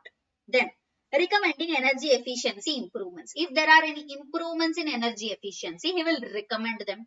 Next, ensuring compliance with the energy regulations. We have energy regulations, which means the power, the electricity, whatever consumption is there, the energy consumption should be only to this particular limit. We have each and every limits which are being given by the statutory compliance or regulatory compliance, whether everything is being followed or not. Analysis, cost benefit of energy saving measures. By saving this energy, what is the cost benefit analysis? That we will do. Monitoring the implementation of energy conservation strategies. Whatever the recommendations which are provided, how they are being implemented. These are the functions of energy auditor. I hope it is clear. First, he will do the assessment of usage patterns. Then he will identify any wastages there or not. Then he will give recommendations for energy efficiency improvement. Then he will check for energy regulations. Then he will analyze about the cost benefit analysis of energy saving measures. And then he will monitor the implementation of energy conservation strategies. I hope it is clear. What is the need for energy audit? Why we need energy audit? Why for an organization we have to go for an energy audit? Firstly, energy as a major expense. In industries, energy, both electrical or thermal energy, is a significant cost along with the labor and materials. Because nowadays electricity is becoming high and high. If you know, then the unit cost in Chennai is more higher nowadays. The electricity bill is getting huge day by day, even if we are not using anything. So if for a normal building, like for what we say, livinghood building, it's like this. What if it is a commercial building? For commercial, the unit prices are more higher. So in industries also, the cost, whatever they bear for electrical or the thermal power, whatever they are using, it is very much higher. Identifying waste and improvement areas. Help analyze the energy usage and detect wastage or inefficiencies. Now, if it comes to energy, it doesn't mean that organization will use everything. No. The energy should be conserved for the society as well. So, we have to go for energy conservation techniques or lower energy usage. Cost reduction and efficiency. Aids in reducing energy costs through conservation and better management. We will try to minimize the cost. Supports preventive maintenance and quality control. Ensures stable production and utility operations. focuses on energy cost and supply reliability, helps monitor functions in energy cost, assess energy mix and adopt conservation technologies. We will do the assessment.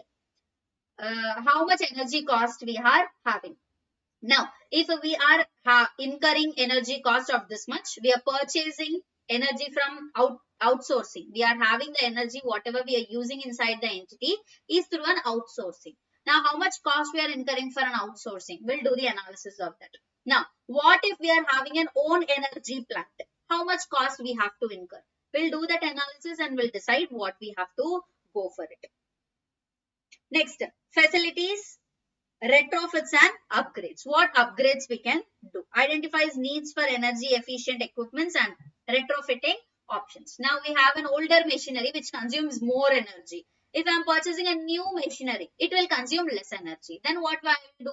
I'll go for a better alternative. I'll purchase a new machinery so that my energy consumption will reduce. Or else if I have a machinery, and for that machinery, if I do some retrofitting, like repairs, maintenance, if I do it, my energy consumption might reduce. I'll try to do that. So all these are the need for energy audit. Mostly for reducing the expenses. Next, for improving, for reducing the wastage and for improving whatever the process which is there.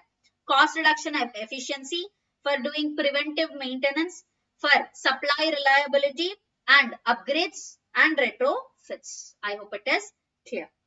What is the objective of energy audit? Reduce energy consumption per unit of output. To reduce energy consumption. Optimize energy use for cost effectiveness, to reduce the cost, to reduce the cost, to reduce the energy, but to get the most benefit out of it. Provide a benchmark for energy management. Establishes a reference for energy efficiency goals. How efficiently we can utilize the energy. To know that we are creating a benchmark for it. Improve organizational energy utilization. Ensure stable strategic planning for energy conservation. So we will do the proper strategic planning for energy consumption. For having this particular three things, we are going for energy audit. So it is a major objective of energy audit.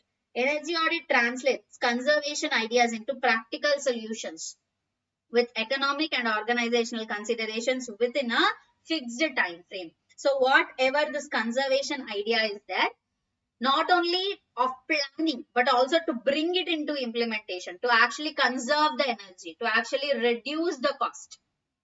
We are doing this particular energy audit, not only to know how much we are consuming, but also to reduce that. We are going for energy audit. I hope it is clear. So this is about the energy audit. Is it clear? Energy audit.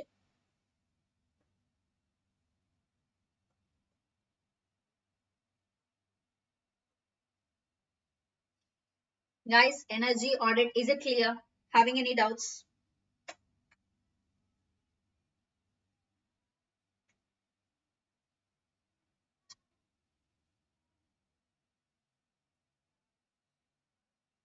Titan at the mind. Okay.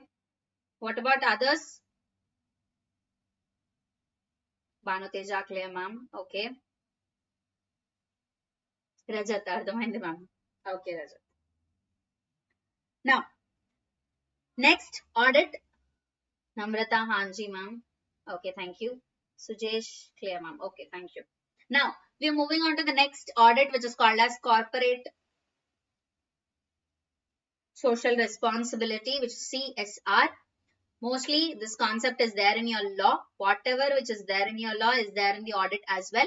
But with that, we'll learn something new as well.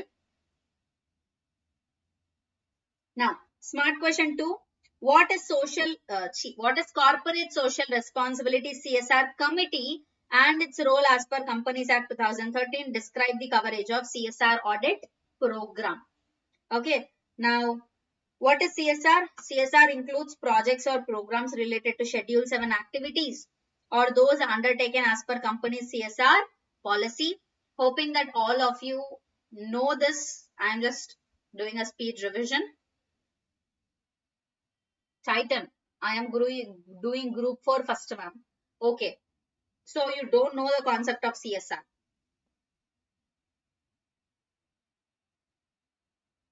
Ma'am, for practical part, which video of yours would be better? Only one video is there for practical part. 25 practical questions. Only that video is available in YouTube. So watch that.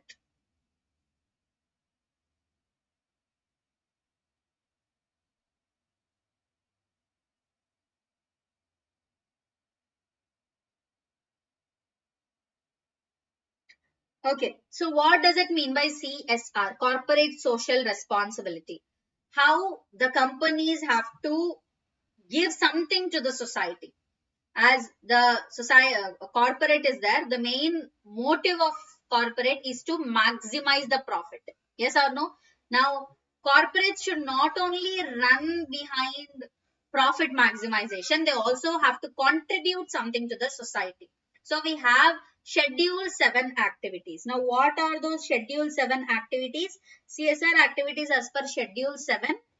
CSR activities include eradicating hunger, to take away hunger, poverty and malnutrition, promoting education and gender equality, ensuring environmental sustainability of utilization of resources, protecting cultural heritage and natural sites, supporting armed forces and rural sports, contributing to PMCARES fund, then disaster management and rural development initiatives. So all these are Schedule 7 activities. So with this CSR, what they are trying to tell is corporates should not only focus on profit maximization, but also they have to contribute something from their profits to any of the Schedule 7 activities.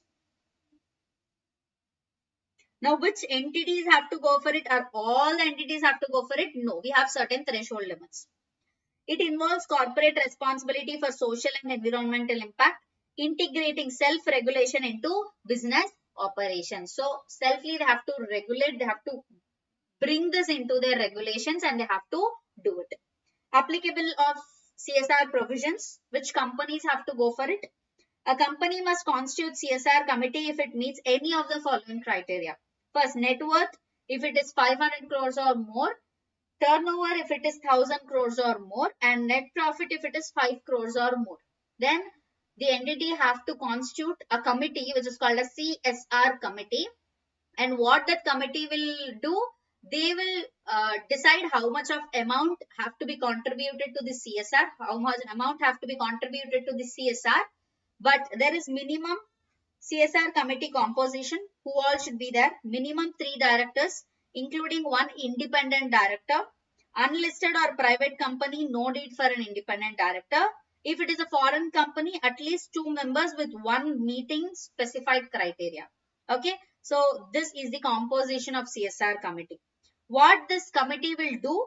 Approve and disclose the CSR policy in the board's report. So they will approve towards which of these activities the company is trying to contribute and how much they are contributing. They will that will be decided, and board will decide it. They will give it in board report, and that will be approved by this committee. They will verify whether they are doing or not. Ensure implementation of CSR activities. They'll ensure that compulsorily a part of profits are being contributed to any of this Schedule 7 activities yearly, not in a once in a lifetime, but yearly they have to do it. Mandatory CSR spending. Mandatorily, at least 2% of average net profits of last 3 financial years have to be contributed to any of the Schedule 7 activities. So this is the minimum amount which they have to do. Minimum is 2% of profits of last 3 financial years. If the entity is okay, if CSR committee approves, they can go for 5% also. They can go for 10% also. How much they want, they can contribute it. But a minimum to minimum 2% compulsorily have to be contributed. I hope it is clear. CSR audit, scope and importance. CSR audit is not mandatory, but it is a part of management audit. It evaluates effectiveness of CSR framework, implementation quality of major CSR projects, adequacy of internal controls and review mechanisms, reliability of performance measurement, and risk management related to regulatory compliance and external factors like NGO scrutiny. So, what we are trying to tell, what is the importance of CSR? Now, the government is not telling that you will not go behind the profits. Now, profit maximization should not be there. You just have to contribute to the society. You just have to be benefited to the society. The answer is no. Profit maximization is your motive. That's okay. That's well, it's fine. But from that profit, something has to be contributed to the society as well. To know that, we are going for CSR audit. How CSR audit is being implemented, how CSR projects has been implemented, how management is taking decisions. Regarding that evaluation, we'll do in the CSR audit. Adequacy of internal controls and review mechanism. How internal controls are there, how policies, procedures are there, how who has been built, how the implementation is happening. Regarding that, we'll do the evaluation. Reliability of performance measurement. How the organization operations are running. Based on that, we will do the performance measurement. Risk management related to regulatory compliance and external factors. So we will check on the regulatory compliance and also the external factors. What are the key focus areas of CSR audit?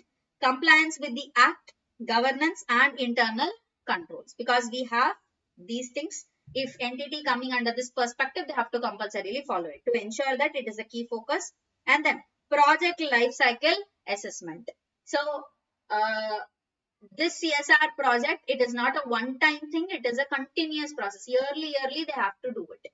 So this CSR audit will help us to know about the life cycle assessment as well. Financial review to ensure proper utilization of funds. From the profits only we are taking a part, yes or no? So we will also be able to know about the financial review to ensure proper utilization of funds. Conclusion, CSR ensures corporate accountability beyond the profits, driving social impact and environmental sustainability. Regular CSR audits help in ensuring compliance, efficiency and effectiveness of CSR initiatives. So always there should be a regular, we have to have an proper compliance, effective, whatever the CSR initiatives have been taken. Any of this initiative can be taken. The initiative should be effective and efficient at the same time, and the entity have to contribute at least 2% from their profits. That to 3 years profits, previous 3 years profits, from that at least 2% have to be contributed to the society. I hope it is clear. So this is about the CSR. Now, super question number 6 from the same CSR concept. What do you understand by corporate social responsibility? How are internal auditors involved in CSR audit? Now, what is corporate social responsibility audit? CSR can be understood as an initiative of company to assess and to take responsibility for the environmental and the impact on social welfare. How the environmental and social welfare should be there, and how as an entity they are also responsible for that particular thing. Corporate social responsibility is a form of corporate self-regulation integrated into a business model. So it is nothing but a self-regulation, which means they also have to understand that as a business, they also have to contribute to the society. CSR policy functions as a built-in self-regulating mechanism whereby a business monitors and ensures its active compliance with the spirit of law. It is given in the law as a regulatory compliance that minimum 2% have to be spent. Spirit of law, ethical standards and international norms. To comply all of this also we have CSR audit.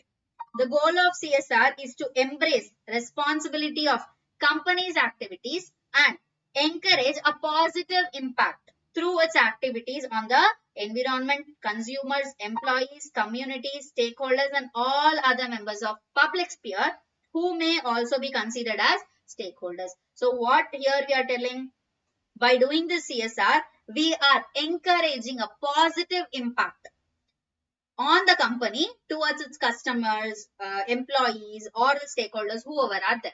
Which means if, for example, customer is there or any of the stakeholder is there, if the entity is contributing something to the society, they will do marketing of it. Yes or no? We have contributed this.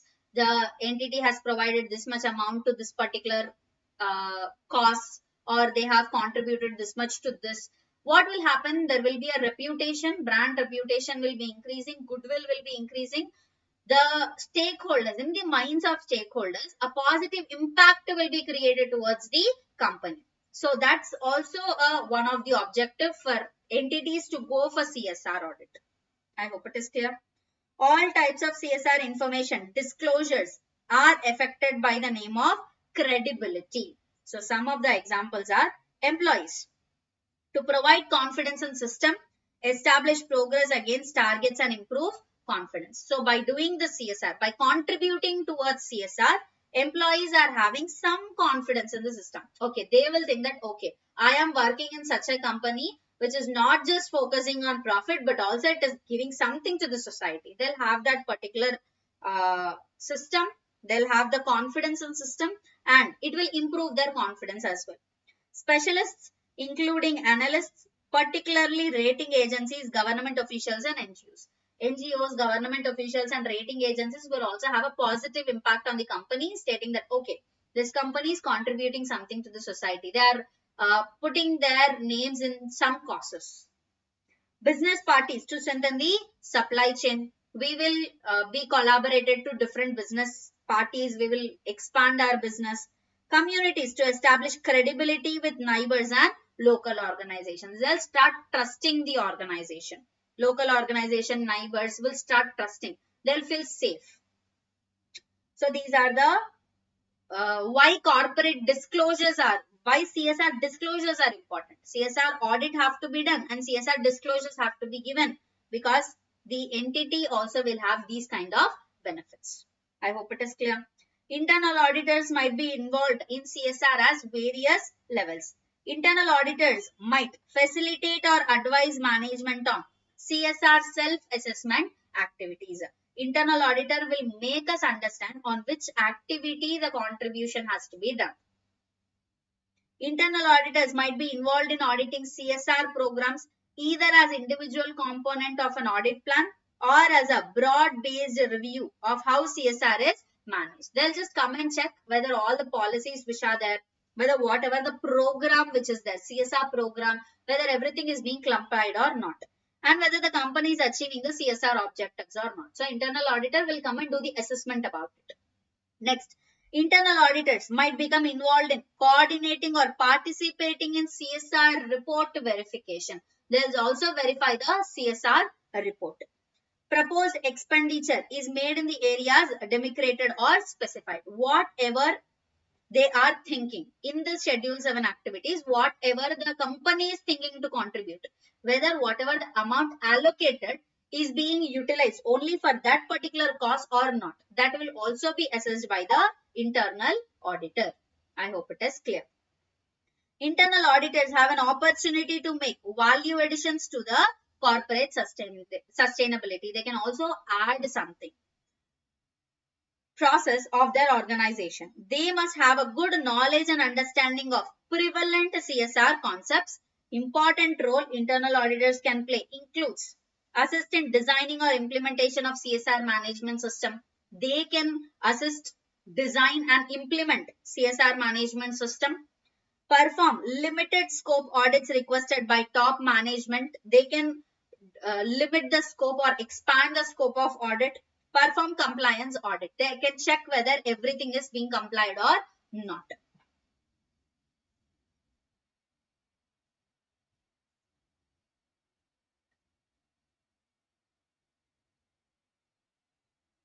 Titan, CSR activities help for brand promoting. Yes, I've already told you, CSR helps in brand promoting. CSR helps in customers feeling saved. Towards customers, the positive impact will be created, and towards government officials, they will also have a positive impact towards the organization, and also NGOs, whoever there are there, the investors, everyone will have a positive impact towards the organization. Just because of that, we are going for a CSR audit. Not only CSR audit, after doing the CSR audit, we'll give some disclosures. Through that disclosures, the entity will also get some benefit out of it. So this is what we call it as CSR audit. I hope it is clear.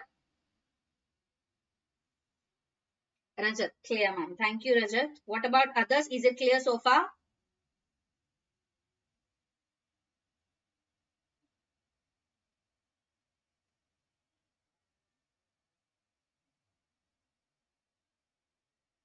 Titan, Ardhamani, ma'am. Okay, done. Now, so far we have seen all the audits. Now, the last audit which has been tested in the examination very frequently is ESG audit, which is environmental, social and governance audit. Okay.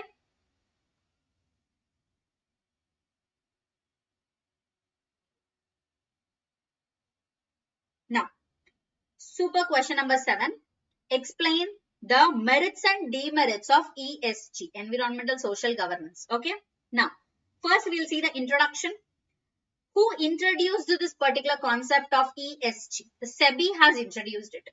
The SEBI introduced the requirements of ESG reporting way back in 2012 and mandated the top 100 listed companies by marketing capitalization shall file a BRR, which is Business Responsibility Report.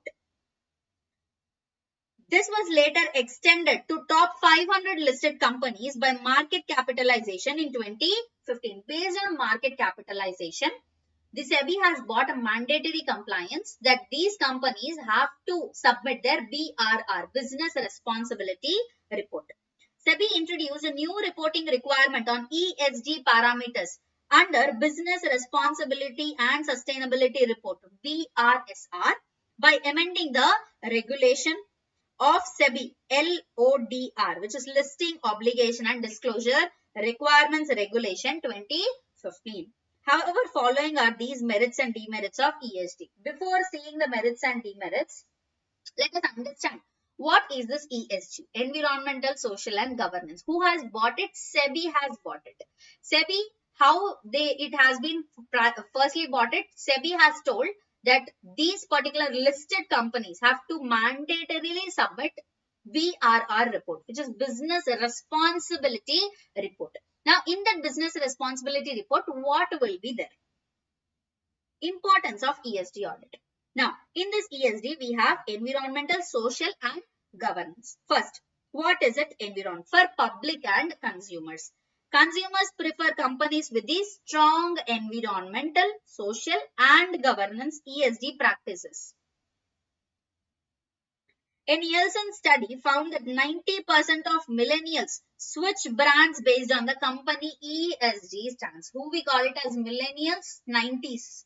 So, one of the study told that 90% of millennials switch brands based on the company ESG stances. So how the company is having their motive towards environmental, social and governance. Based on that, the customers are taking it as a brand. So if this particular entity is making they are into ESG practices, then there is some kind of brand into it. For investors, ESG audits provide insights into the company risk management and environmental impact, which can affect share price and funding opportunities. Now, if the entity is not having ESG practices, then the investors might take a step back because it might affect the share prices and also funding opportunities. For companies, regular ESG audits help companies prepare for emerging risk, enhance supply chain transparency and attract better employees and investors. Employees and investors will think that, okay, this particular entity is having ESG practices, so we can go into it. They'll have a proper trust system. So credibility will be built there. So these are the importance of why ESG audit has to be done.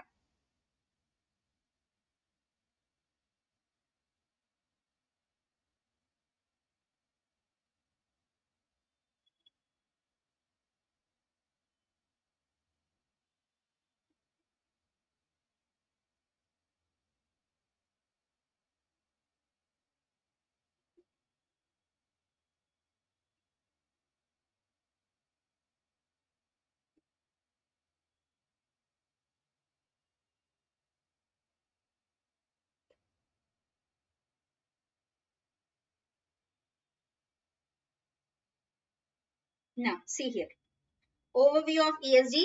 Now, what we call it as environmental responsibility focuses on minimizing carbon emissions, reducing waste, conserving resources, and adopting to eco-friendly technologies. All these are called as environmental responsibility. Now, what is social responsibility?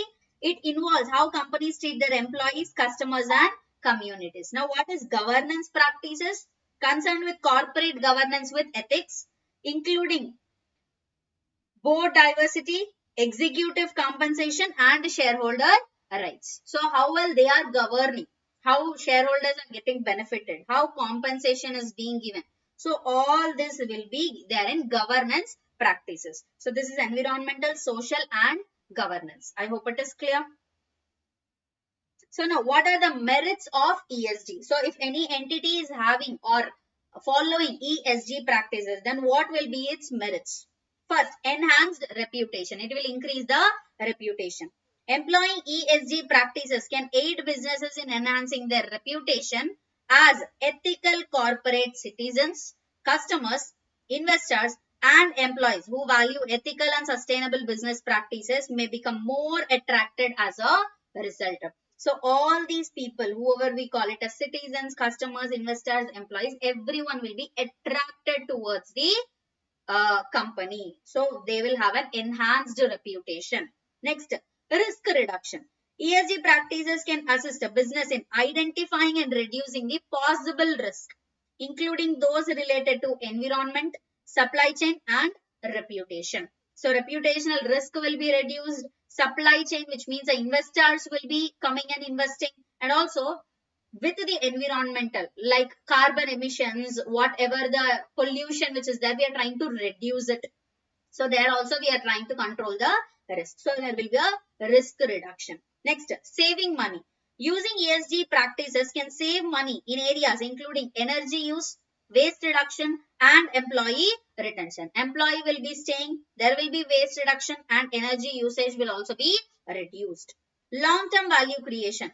By putting ESG policies into practice, business may generate value for all parties involved, including communities, employees, and shareholders. So we'll have a long-term value creation. It is not that if you are implementing ESG practices in short term, you'll get a benefit. No, it will take a long term to get the benefit. So these are the merits of ESG practices.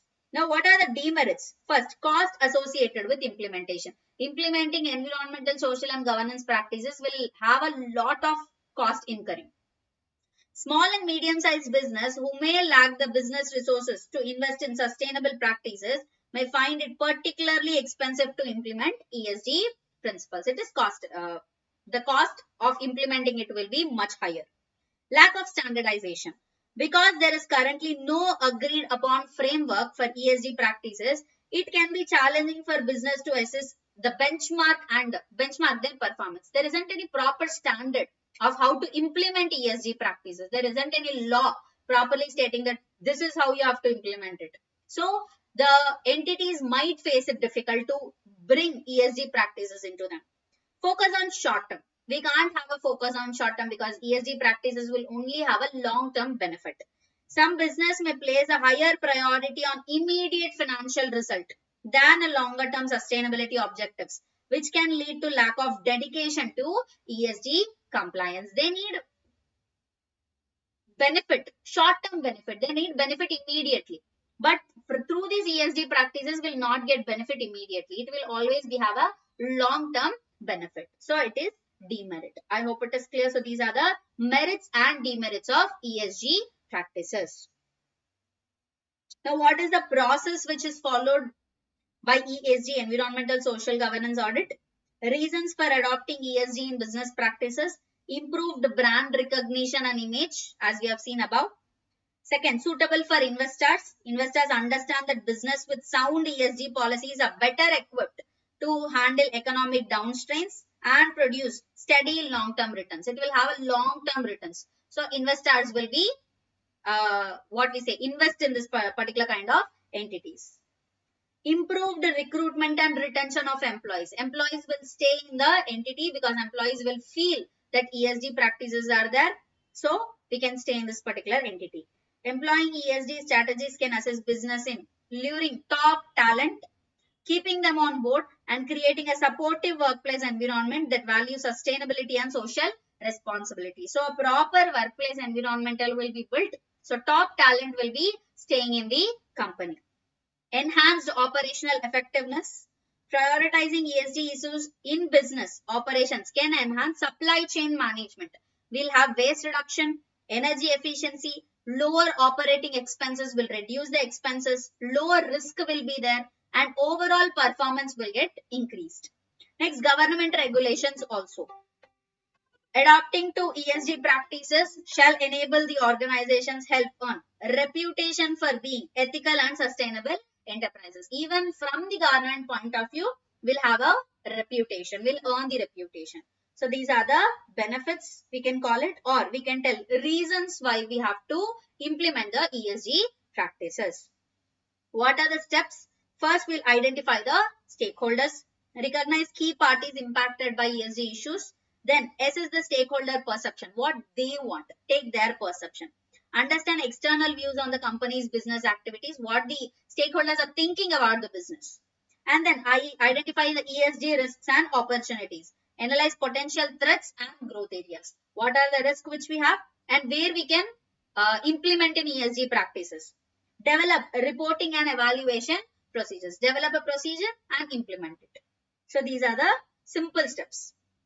Next, what are the major processes in ESG audit? First, scope. Define the ESG issues under evaluation. What are the ESG issues? First, define them. Next, timeline. Establish a period of assessment and reporting schedule. You will decide when the assessment have to be done. Methodologies. You will determine what are the methods or the approaches which can be followed.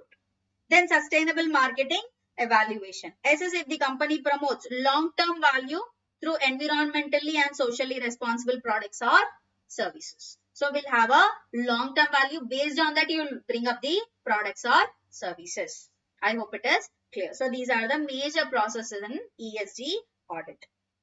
ESG audits help business assess their environment and social impact, shaping long-term sustainability strategies. As climate change intensifies, companies face increasing pressure to comply with ESG standards, ensuring ethical, transparent, and sustainable operations. As now there is global warming, the pollution is getting increased. Each and every people, citizens, or whoever the stakeholders are there, they'll expect the entities to work into these ESG practices. So this is about the ESG audit. So how well the entity is performing towards these ESG practices or implementing these ESG practices.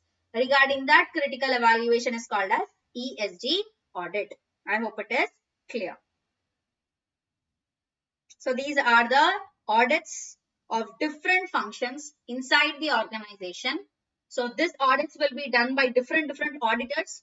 They'll give a report. All that reports will be taken by the management auditor. Then he will do the analysis and understand about the organizational performance. I hope it is clear. So first we have seen about corporate objectives and culture.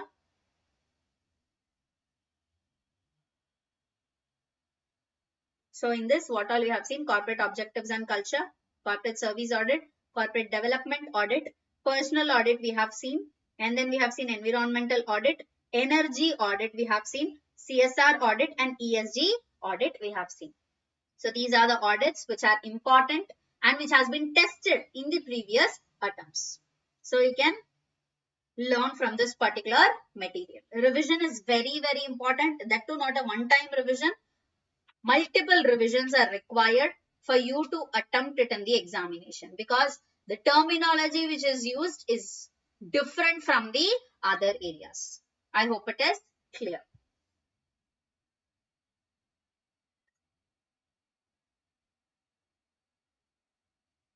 Ardhamaindi ma'am, ధన్యవాదములు ma'am. Okay, thank you. Rajat ma'am, break please. Yes, obviously after completion of one unit, we'll take a break.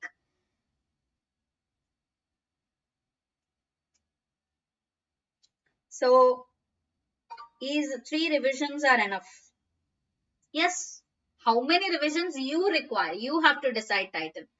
If you are well versed, if you have understood the concept now, Right after this session, if you're doing the revision, if you're remembering the points in one revision, that's enough.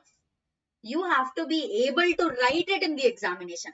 At least you need not write the same sentences which are there. At least if you are being able to replicate the answer in the examination, that's more than enough. Because in the units like this, management audit in different functions, audit of different service organizations, writing the same exact point which is there in the material is very, very tough. Even if you ask me, will I be able to write it down? The answer is no. Will I be able to replicate the answer? Will I be able to write the meaning of it? Yes, definitely. Whatever this is there, as I have taken the class so far, whatever the terminology is there, I can use the terminology and write it down. But I can't just copy paste this answer. Even I can't do that.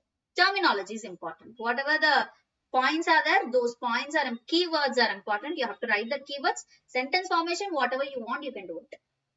I hope it is clear. So this is about our unit 3, management audit in different functions. I hope it is clear. So we'll take a short break till 5:45. Is 15 minutes break enough, or we'll take 5-10 minutes break? How many minutes break do you want? If it's fine, we'll take a break till 5:45 and then we'll resume the class by 5:45. Live will be going on. I'll be here. Titan, full clear. Thank you so much. So we'll take a break till 5:45 and we'll resume back and then we'll go to audit of different service organizations. 10 minutes. Okay, then we'll resume back by 5:40.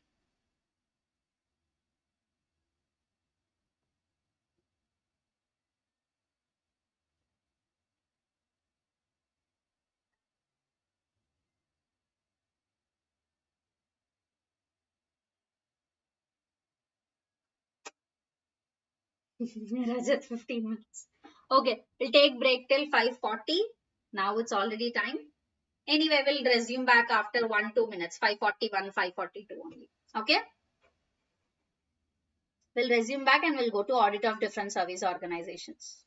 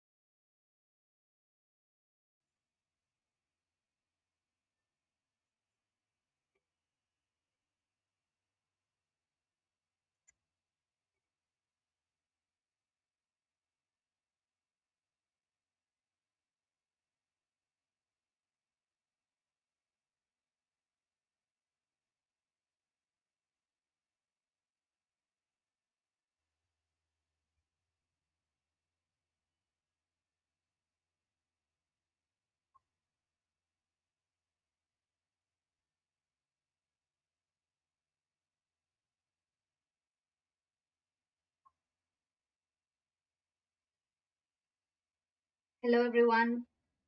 Is everyone back? Can we start the class?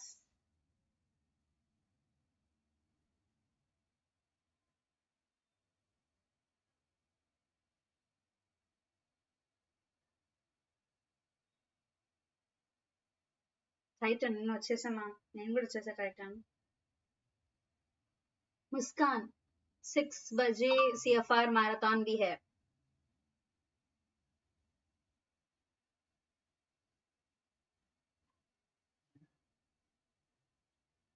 किसका marathon मुस्कान? सुजेश, definitely ma'am. आप ही choose कर लो कि आप इस marathon में रहोगे और या उस मैराथन में रहोगे. निवेदिनी, yes ma'am. Rajat, back ma'am. Okay, Rajat.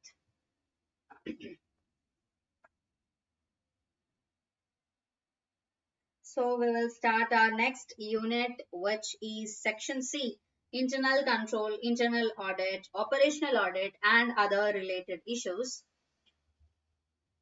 मुस्कान रवितेजा सर का अच्छा है YouTube में. I don't know about that. I am really sorry.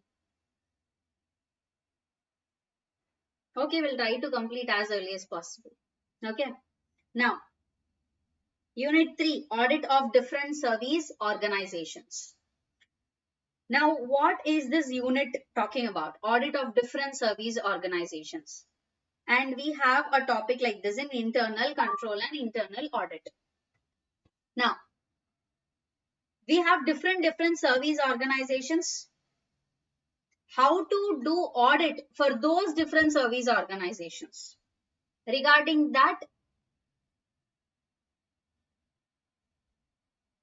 Titan, video upload అవుతుందన్నారు ma'am. Oh, అయితే live కాదు. Okay, Muskan, it's not live. It's the uploading of marathon. Villain gaming, ma'am, internal audit. Internal audit is not covered in this marathon. I'm only covering audit of different service organizations.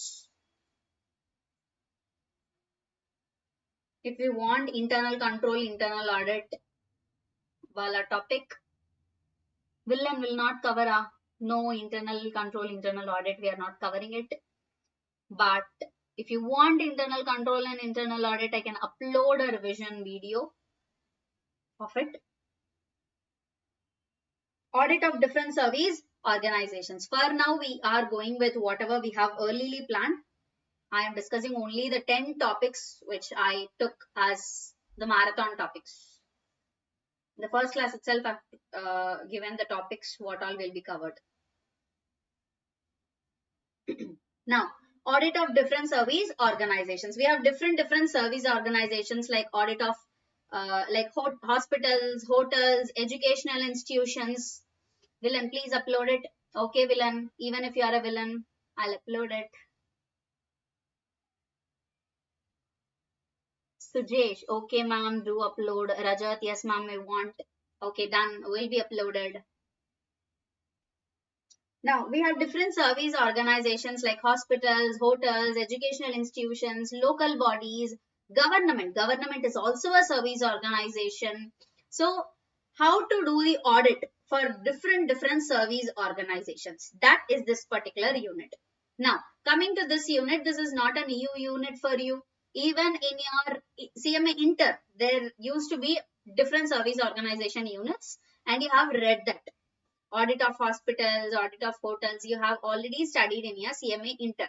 Now, in CMA Inter, in the examination, you would have written the same points for each and every, whatever audit they used to keep the common points, you used to write that and come.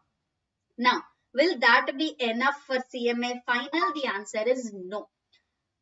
Even though if we have a common points too, in CMA final examination, they are expecting you to write something very different. Okay, not the common points like study the MOA, study the AOA, study the trust deed. No. We are not going to write that common points. If you are even writing the common points and coming from the examination, you will not get the 7 marks. So whatever I have given in this particular material, write the answer in such a way to get 7 marks in 8B question. I hope it is clear. Now, What all different service organizations do we have?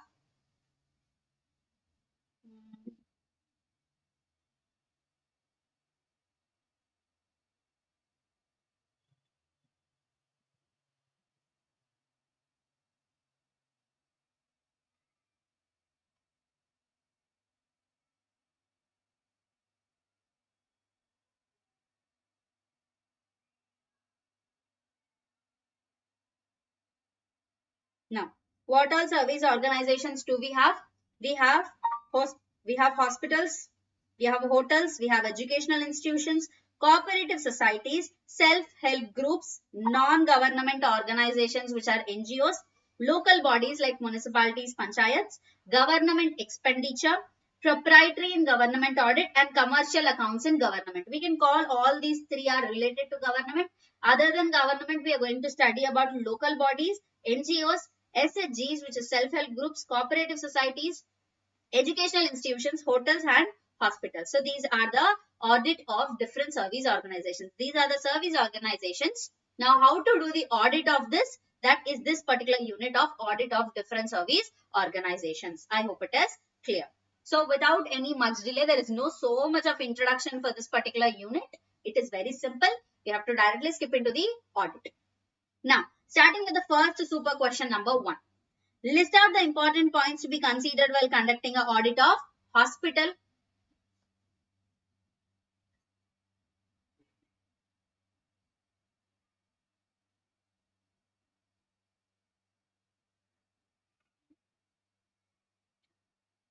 List out the important points to be considered while conducting the audit of hospital. What are the points to be considered while performing an audit of hospital? We have 2 points.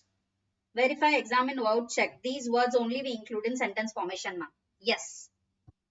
Yes, you will use mostly these kind of words only. First, the following points are to be considered necessary for conducting an audit of hospital. What all points we will consider? First, check the letter of appointment to ascertain the scope of responsibilities. Whoever it is there in the hospital, whether it can be a staff nurse, whether it can be a doctor, whether it can be a surgeon, whoever it is. First, we will check the letter of appointment to ascertain the scope of responsibilities, and also for the auditor. Majorly, this point is related to the auditor. So, first we will check the letter of appointment of the auditor so that auditor will understand what will be the scope of responsibilities of auditor when conducting a audit. So, you can write here the point as a checking of letter of appointment of an auditor to ascertain the scope of responsibilities. That will be the first point. Second, ownership and control of the institution. For that hospital, who is the owner? Who is the main head? Whose control it is there? Next, process. What is the process? What is the admission process? What is the release? Nothing but discharge process. Outdoor checkup, pathology, and other test facilities, like whatever tests which are happening in the organization. What is the process of those tests? Operation theater facility, vaccination, etc. For all these things, whatever happening inside the organization, which is the hospital, what is the process? And related controls till revenue generation, till we receive the income out of all these operations. What is the process and how we'll be receiving the income? Normally facilities not provided for other than cash terms, only will be taken in the cash. If now as there are Google Pays and all, that also will be accepted. And here majorly it is not related to insurance. It is stating that, okay, the income generated not related to insurance. That point is this. Next, donation, special grant, interest and or dividend income, etc. to be validated through necessary supporting documents. Those documents should be vouched with a reference to the investment register. If from these donation, special grant, interest, dividend income, if you have taken any income for investment, then that should be linked to the investment register and interest and dividend warrants. Ensure purposive donations, grants, etc. spent for a particular purpose only. Whatever the purpose for which grant or the subsidy or the donation which is given to you, you have utilized it for the specific purpose only. Examine that or ensure. Next, Clear distinction should be made between the items of capital and revenue nature. Adherence to standard operating procedures with respect to expenses, whether it is related to capital or whether it is related to operations. Verify the system of internal check as regards of purchases and issue of stores, medicines, medical equipment, etc. Examine the appointment of staff, visiting specialist doctors, payment of salaries, etc. for expenditure booking validation, whether all those have been written in the expenditure book. Physically verify the investment, fixed assets and inventories. Check appropriateness of capitalization and depreciation rates charged and value in the books. So all this have to be verified. First point, what you have to verify in the audit of hospitals. First, check about the letter of appointment of an auditor to know about the scope of responsibilities. Second, verify what is the ownership and control of the organization or institution. Next, check about the process of admission, release, outdoor check, pathology. If you're not remembering the term pathology, write about the tests or facilities, operation theater, vaccination. Regarding all this, you have to verify the process and then related controls till the revenue generation. Then you will verify about the donation, special grant, interest, dividend income. All this will be validated through unnecessary supporting documents. You will validate with the documents. And then you have to vouch it with the reference to investment register. And along with that investment, you will also check about the interest with the dividend or the warrants. Next, you will ensure that whatever the donation is there, whatever the grant is there is utilized for the specific purpose only. And then you will have a clear distinction between the capital and revenue nature expenses. And then you will always follow the standard operating procedures. And then you will verify the system of internal check regarding the issue of stores, medicines and medical equipment. You will ensure about the appointment of staff, visiting specialist doctors and payment of salaries for expenditure booking validation. And then physically verify the investment, fixed assets and inventories. And at last, you will check about the appropriation of capitalization and also depreciation rates charged for medical equipment. I hope it is clear. So this is how you will do the audit of hospitals. I hope audit of hospitals is clear. Can we write vouch revenue from canteen in hospitals? You can write, but that is not so important point when it comes to hospitals. When it comes to hospitals, we have to include the point related to operations, related to medicines, related to what we say, patients, related to those. If you have some points which related to patients, like patient admission, patient discharge, revenue generation points. If you write that, then you will fetch marks. Canteen is not so important when it comes to hospitals. Revenue will be there, canteen will be there, revenue generation will be there, but that's not the reason why hospitals are working, right? So in examination, if you write that point, you will get marks, but that's not the main purpose of it. Sujesh, yes ma'am. I hope audit of hospitals is clear and you'll be able to write this in the examination, right? Now, next, super question number 2. What points should be checked by an internal auditor while performing an internal audit of hotels concerning the internal control system? About the audit of hotels, what you have to write it down. An internal auditor should focus on the effectiveness of internal controls in the following key areas while auditing a hotel. First, revenue and cash controls. Verify billing accuracy, cash or cash transactions, and room occupancy reconciliation. Next, room and reservation controls. Ensure proper recording of bookings, cancellations, and authorized discounts. Next, check inventory records, prevent pilferage, and match restaurant bills with the POS data. Validate attendance, payroll accuracy, and identify the ghost employees. What does it mean by ghost employees? It doesn't mean that they are actually ghost. It means whether there are any employees who are not there in work but actually they're in the books. Those are called as ghost employees. Only for bookish purposes. If you have written any employee and giving him a payment, then he is called as a ghost employee. Review purchase orders, supplier invoices, and conduct physical inventory check. Access CCTV, key access, fire safety, and guest valuables handling. Verify asset records, maintenance expenses, and depreciation accuracy. Muskan. Ghost means booth. I only will become booth. This is a standard dialogue which I use to my daughter when she says ghost. You have one ghost at your home, which is your mom. I tell in Tamil. Amma பேய் பேய் பேய்ன்னு சொல்லிட்டு இருப்பா. உங்க அம்மாவே ஒரு பேடி, நீ எதுக்கு பார்த்து வைப்பற அப்படின்னா. Next, ensure GST, tax, health, safety, and licensing compliance. Identify risk in cash handling, procurement, and vendor selection. And then verify financial reports, account reconciliation, and internal controls. So all these verifications will be done by an auditor when he is going for audit of hotels. Ma'am, how to remember? Come along with me now. First, in hotels, what we'll have rooms, right? For rooms, we first will do the billing, verify billing accuracy.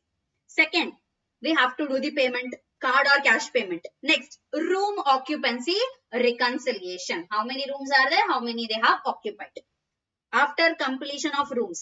Next, ensure proper recordings of bookings. Room has been booked. Next, you have to do the records of bookings. How many bookings have been happened? How many cancellations happened? How much discount you have provided? After completion of rooms, check about the inventory records, whatever inventory is there. Next, prevent pilferage and match restaurant bills with POS data. You can write certain points that in some hotels will have swimming pools, in some hotels will have restaurants, inbuilt restaurants. You can write points such as like that as well. Now, in my notes I have given. See, first, audit of hotels. Ensure controls are in place to prevent revenue leakage and pilferage. You will first check about the cash handling, purchasing, billing, and inventory control. Whatever we have seen in first and 2 points. Next, you can check about the validate compliance with the license. If they are having any bar and health, regarding that you will check the license of it. And then room sales and cash collection. Verify room sales, billing for services, example laundry, mini bar. For that, how much cash collection is there, you will check that. Next, ensure room rates and sales from various points, like how much revenue you have done or how much sales is there from restaurant, from bar. Match the record sales. Valid payments by cash, card, and foreign exchange for accuracy. From the sales, how much you have got? Is it from cash? Is it from card? Or is it from foreign exchange? Next, stock management. Regularly verify stock like food, beverages, and hotel supplies. You have to check all that. Ensure proper documentation for stock movement and validate against kitchen order and guest orders. You will validate whether it is for as a kitchen order or whether it is as a guest order. Physical stock verification with surprised check is crucial. So you will go and do the physical verification of food, beverages, and hotel supplies. Next, fixed assets and depreciation. Maintain a proper fixed asset register, noting details like installation, date, cost, as well as depreciation. Ensure depreciation is calculated and recorded accurately. You will note about the depreciation. And then check records and payments accuracy for casual labor, regular staff wages. Ensure proper attendance system are in place. This is about whom? Labor's point. And then conduct facility wise. If there are any swimming pool, spa, comparison of cost versus revenue. How much cost you have incurred in maintenance of that swimming pool, in maintenance of that particular spa, and how much revenue is being generated from that. Cost revenue comparison. You can write that point. Next, compliance. Verify compliance with the statutory provisions and foreign exchange regulations. Review contracts and payments related to foreign collaboration agencies. Now, when you are going for booking a hotel, if other country person is coming. Now, for example, if you are going for any vacation, if you're going for Kerala, then how will you book hotels from Chennai to Kerala? You'll go for some websites, right? There will be some websites through which you can book the hotels which are there in that particular location. So what, similarly, if some person who is outside India is coming and booking, will have some foreign collaborations. Hotels will have some foreign collaborations. So if that particular foreigner is booking our hotel from that collaboration, we'll have to pay some commission to that. So we'll review the contact and payments related to foreign collaboration agencies, commissions and booking arrangements. What is the auditor task? What auditor has to do? They have to ensure customer bills are matched, consumption records, whatever the booking or the cancellation records, whatever are there, those are matching with the customer bills. They have to verify that. Review occupancy rates and benchmark them against the similar hotels. Now, what is the occupancy rate in this particular hotel in which you are auditing? Based on that, the similar hotel will be there. You will do the verification out of it. Validate special receipts from events and facilities. Example, wedding and banquet. If any wedding is happening, if any functions are happening, then for that also you have to have a special receipt. Of that also validation has to be done by the auditor. Cross-check wages and salaries with the number of employees. You will cross-check with the number of employees. As we have sold as ghost employees. You will verify with the ghost employees. You can write it as a ghost employee or you can write cross-check wages with the number of employees. You can write either of the point. Next, ensure travel agents commission of paid as per the agreements and payments from agents are recovered within the credit terms. We have to receive the payment from the agents. We have to pay commission to the agents as well. Regarding that, you can write, confirm that all applicable taxes are included in the client bills and paid accurately. So all these points you can remember and write it in the examination. I hope it is clear. So this is about the audit of hotels.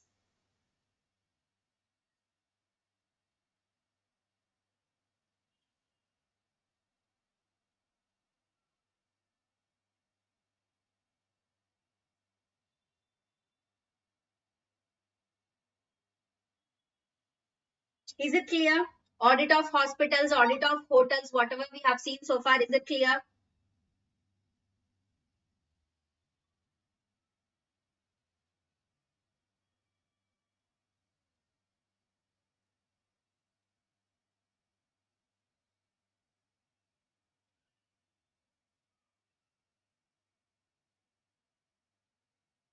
Guys, are you there? Is it clear?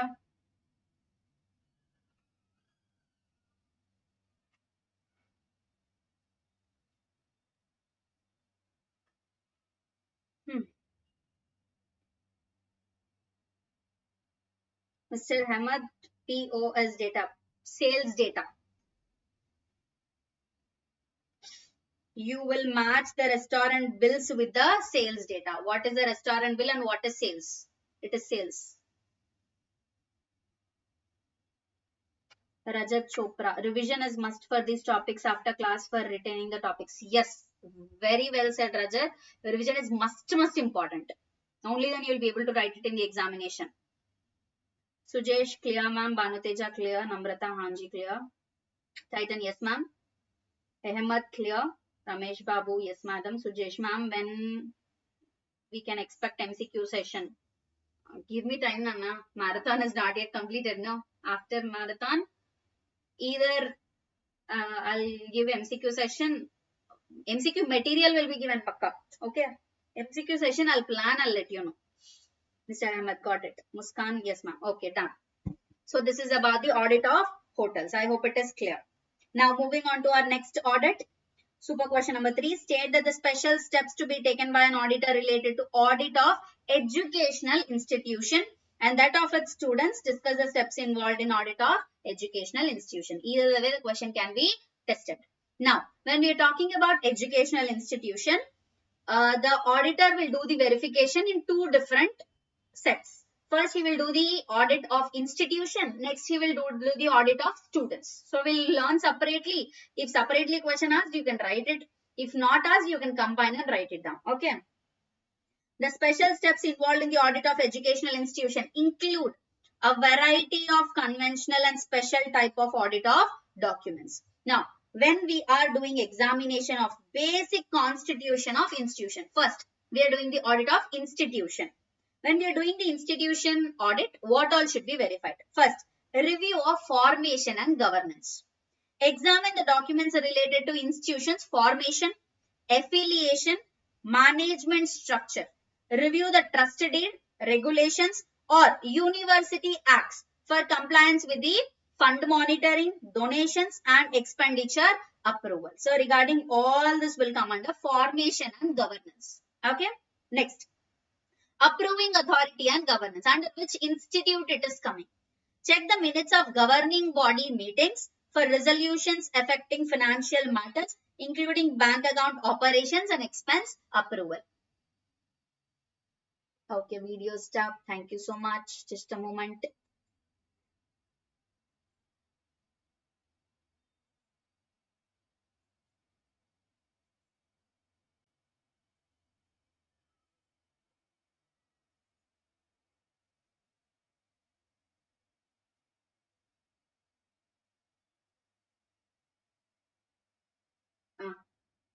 I guess now it's clear. First, we will examine the institutions, formation, affiliation, management structure. We will examine the trust deed. We will examine the regulations, university acts, all that. Next, approving authority and governance. We will check the minutes of governing body meetings. Now clear. Okay. Check the minutes of governing body meetings for resolutions affecting financial matters, including bank account operations and expense approvals.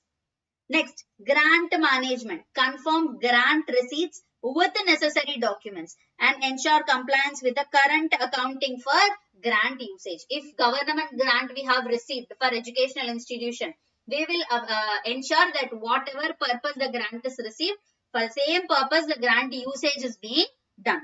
Next, review financial statements. Ensure completeness and accuracy in the receipts and payments and verify fund and bank balance.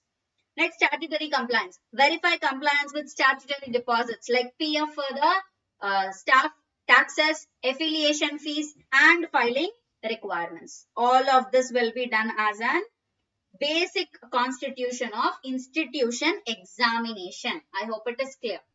So all this will do for institution. You can split this and write it as well in the examination. As first we will examine the institution's formation, affiliation and management structure. And then second point, you will do the review of deeds, trust deed, regulation and university acts. And then you will check the minutes of governing body. And then you will check about the grant receipt and you will check whether the grant usage has been done correctly or not. After that, you will check about the financial statements. Nothing but the receipts and payments. After that, you will check for the statutory compliance. I hope it is clear. This is for what? This is for institution. Next, for examination data relating to students, verify the student register like name, address, Aadhaar, fee structure, etc. and match with the bank statements to ensure accuracy of fee collection. Reconcile fees collected with the counterfoil receipts and follow up on unpaid fees. Ensure timely update to the student register for dropouts, transfers or discontinuations. Verify fee condonation approvals and reconcile receivables with received fees. Now, if some students are there, we will give some condonation approvals, which means we'll reduce the amount what they have to pay. Whatever the fee is fair, the fee will be condoned. So if there is any condonation approval regarding that, you will record it. And if any receivable fees is there, you will record it. After received also, you have to strike it down, which means you have to rectify it. Track and categorize other collections like admission fee, late fee, transfer charges under appropriate accounts head. Ensure hostel dues are settled before closing students' accounts and caution deposits are adjusted or refunded. If deposits are there, you have to refund it. If payments are outstanding or if payments are they have to give with then from the students it should be recovered. Review rental income, bank interest from fixed deposits, and verify relevant supporting documents. So first, you will check about the student register and fee collection, then about the student updates like dropout, transfer, discontinuation. Then you will check about the fee condonation and adjustments, and then admission and other fees, hostel dues and refunds, and at last other source of income like interest from FDs or rental income. I hope it is clear. So this is about the audit of educational institution. Is it clear so far? Any doubts? Audit of hotels, hospitals, and educational institutions. Is it clear?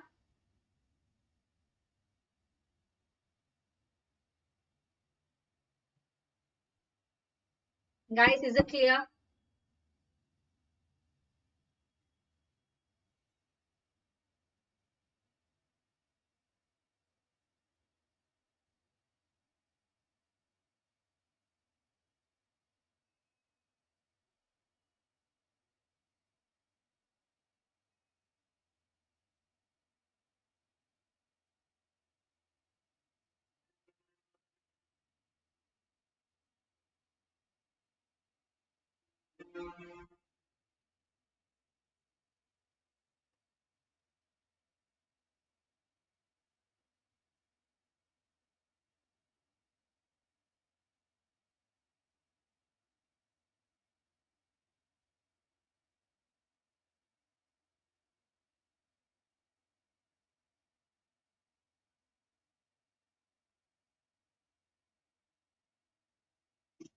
Okay. I hope it is clear to everyone. Now, super question number 4. Describe the special features of cooperative societies audit. How cooperative societies audit has to be done? The audit of cooperative societies involve unique considerations as outlined in the Cooperative Societies Act 1912. Below are the key aspects to keep in mind during the audit process. First, we will examine about the overdue debts.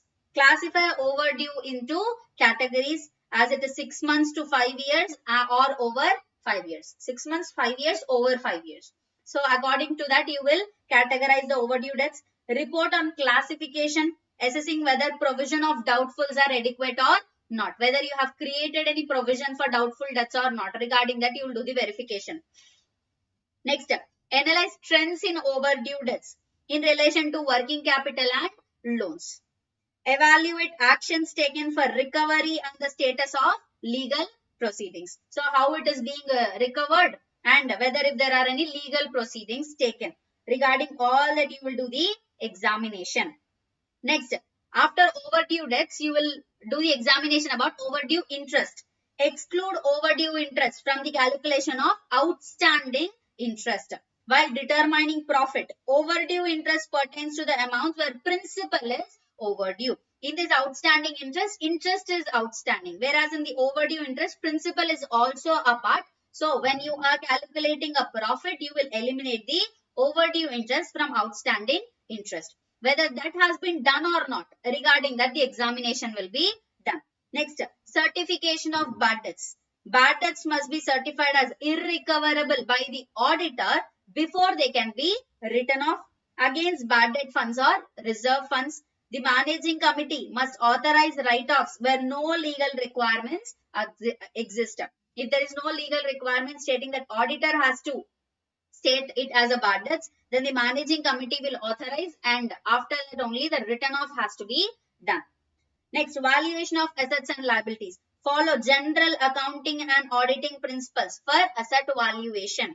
Verify existence, ownership, and valuation of assets, ensuring fixed assets are valued at cost minus adequate depreciation.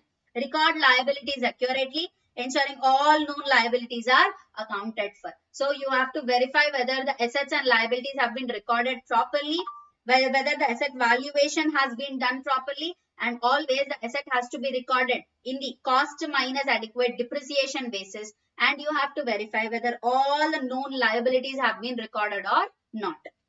And then adherence to cooperative principles. Assess how well the cooperative societies are meeting its objectives. Ensure expenditures are justified and there is no wastage of funds. Avoid middlemen by ensuring direct purchases from the wholesalers when possible. If there is middlemen, there might be a chance of wastage of funds. So you have to verify that. And if there is a chance, then avoid middlemen and purchase from the supplier directly. Compliance with the Act and rules. Identify any infringements of Cooperative Societies Act, rules and bylaws. Report the financial implications of these infringements. If there is any deviation, if there is any non-compliance from the Act, is there any financial implication to it? That also you have to review. Next, examine entries in the member's passbook for loan transactions and repayments. Confirm loan balances personally to ensure accuracy and prevent manipulation. Whether the members have taken any loan, if it is there, then what are their passbooks, whether all there are accurate or not, regarding that verification has to be done. Next, report serious irregularities to the register. If there are any of these irregularities, then directly have to be reported to the registrar. Personal profiteering by managing committee members. Cooperative societies are not for profit generating purposes. These are only for providing services to the members whoever are there. Now, if the managing committee members are having personal benefit, then has to be reported to the registrar directly. Fraud related to expenses, purchases or properties. If there are any fraud relating to expenses, purchases or properties, directly reported to the registrar. Mismanagement that contradicts cooperative principles. If anything which is there in the cooperative societies have been misled, then has to be reported to the registrar. Inappropriate lending practices to related parties. If without the approval, without the loan transaction which are valid to be given to the members, if anything which is related given to the related parties for personal benefits, that also have to be reported to the registrar. Audit classification. Classify the society based on performance criteria set by the registrar. Based on the registrar told, based on the performance, you will classify the society. Management can appeal the classification if dissatisfied, prompting a review. If cooperative society doesn't like the classification which they have got, then they can talk to the registrar and change the classification as well. So this is about the cooperative societies audit. So all this have to be verified by the auditor. I hope it is clear. Cooperative societies audit, is it clear?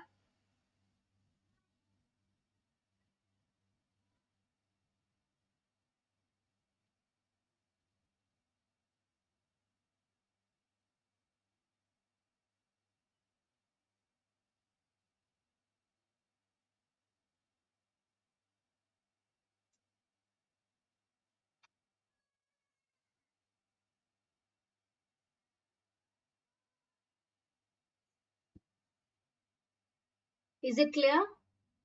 Divya, yes ma'am. Sujesh, yes ma'am. Okay. I hope it is clear. Now, next, super question 5. It is about self-help groups.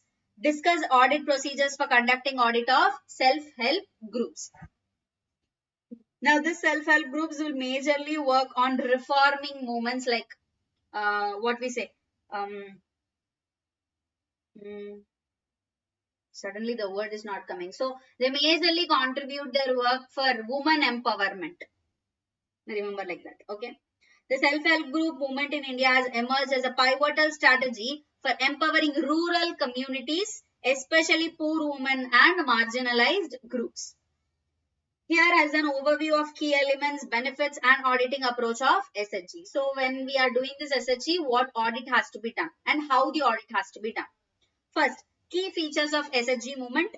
SHG serves as a unique model that combines self-management with the access to the affordable. So here we talk about the affordability at the same time self-management. And this is an initiative to provide the services to the rural communities and especially to the rural women.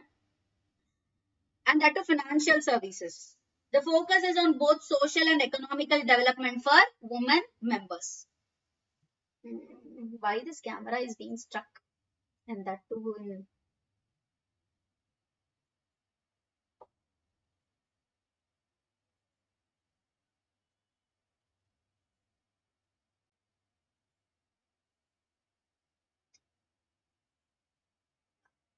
okay.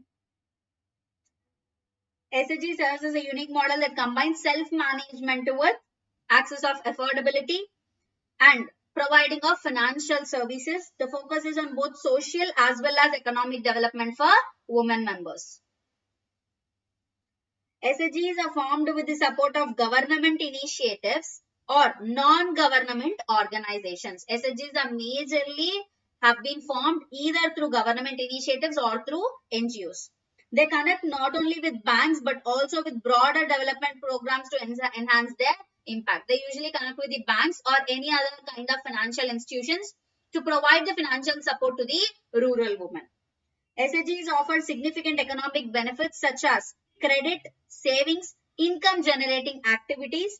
They foster social empowerment by promoting collective decision making and enhancing the social status of women. So for this rural women, they'll usually provide the services like savings or providing any loan or giving any credit or income generating activities. They'll make them understand about it and they'll help them with it.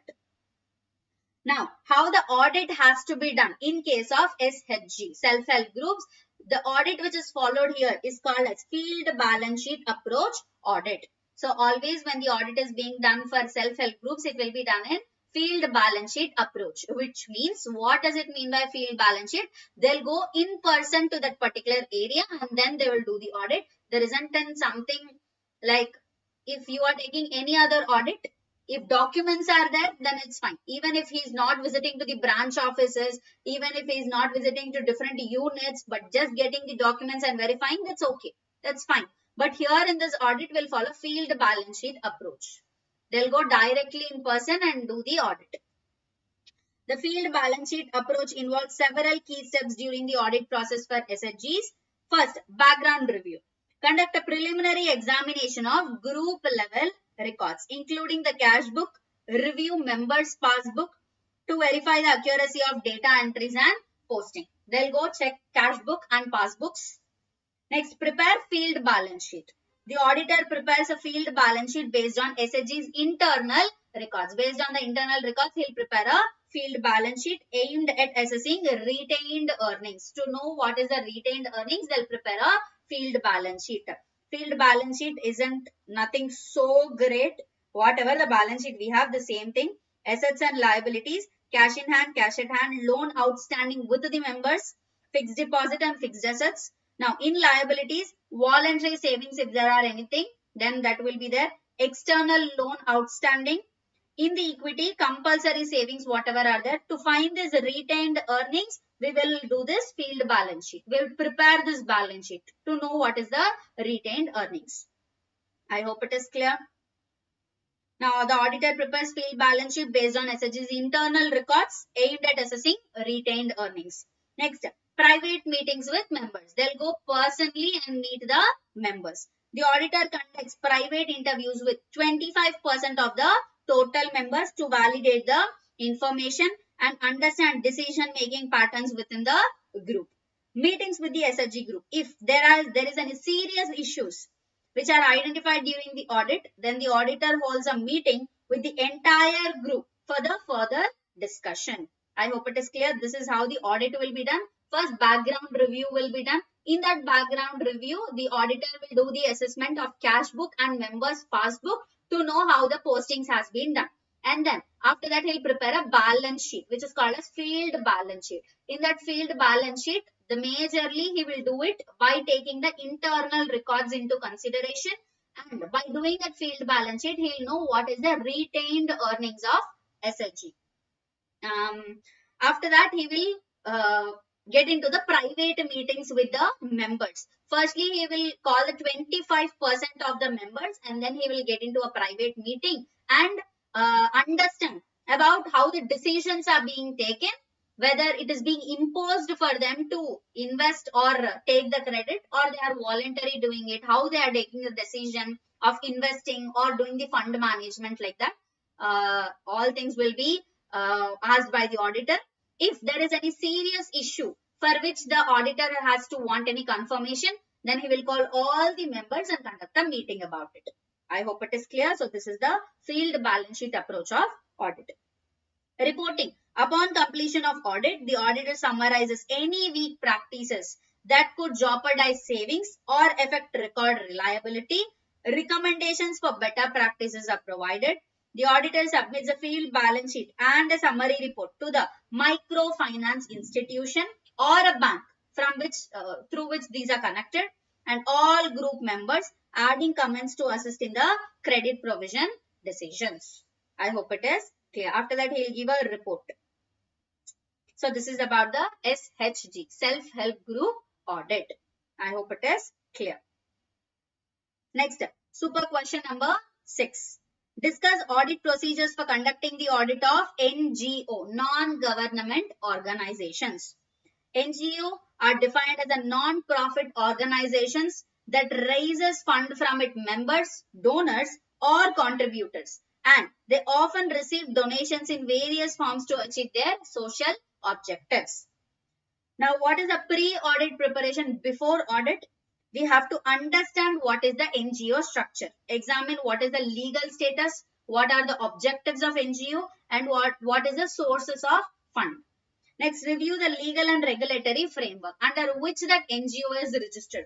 Is it according to Income Tax Act, or is it according to foreign contributions, or is it according to Societies Regulation Act or Companies Act? If the NGO is registered as per section 8. So under which compliance law that NGO is coming, you have to verify. Next, gather the documents. Obtain the financial statements, donation receipts, grant agreements, minutes of meeting and internal policies. All these are the pre-audit preparation. Before getting into audit itself, firstly you have to assess about the legal status, source of funding, and then you have to assess under which act or under which law the NGO is registered, and then you have to gather the documents for audit. Audit procedures. First, you will verify income, verify about the income, donations and grants, verify the source of funds, restrictions if any, and proper accounting treatment. Foreign contributions. Check compliance with the FCRA, Foreign Contributions Regulation Authority, reporting and proper banking procedures. Whether whatever the contributions which are made, whether they are being, deposited into a separate bank account or not. Membership fees and fundraising. Ensure proper recording and receipts issuance. Interest income. Confirm the reconciliation with the bank statement. First, we will verify about the income of NGOs. Next, verification of expenses. How they are utilizing this income. Program expenses. Check whether expenses align with the NGO's objectives and donor requirements. Administrative and overhead cost.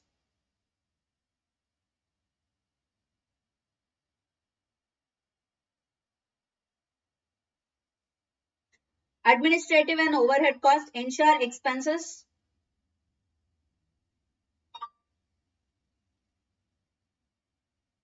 मुस्कान एक बार minutes of meeting बताएगा. किसका minutes of meeting? What minutes of meeting?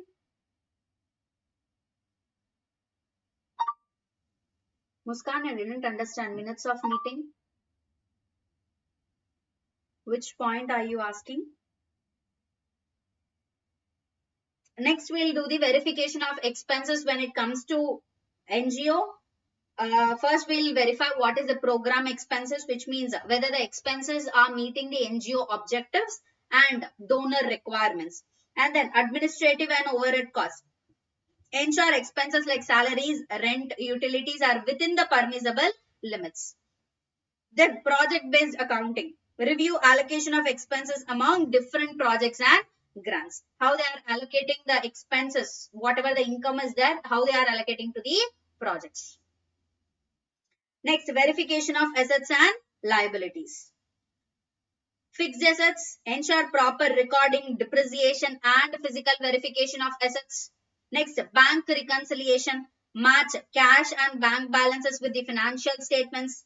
Outstanding liabilities. Review payments due for compliance with the agreements. So, all this will be done for assets and liabilities verification.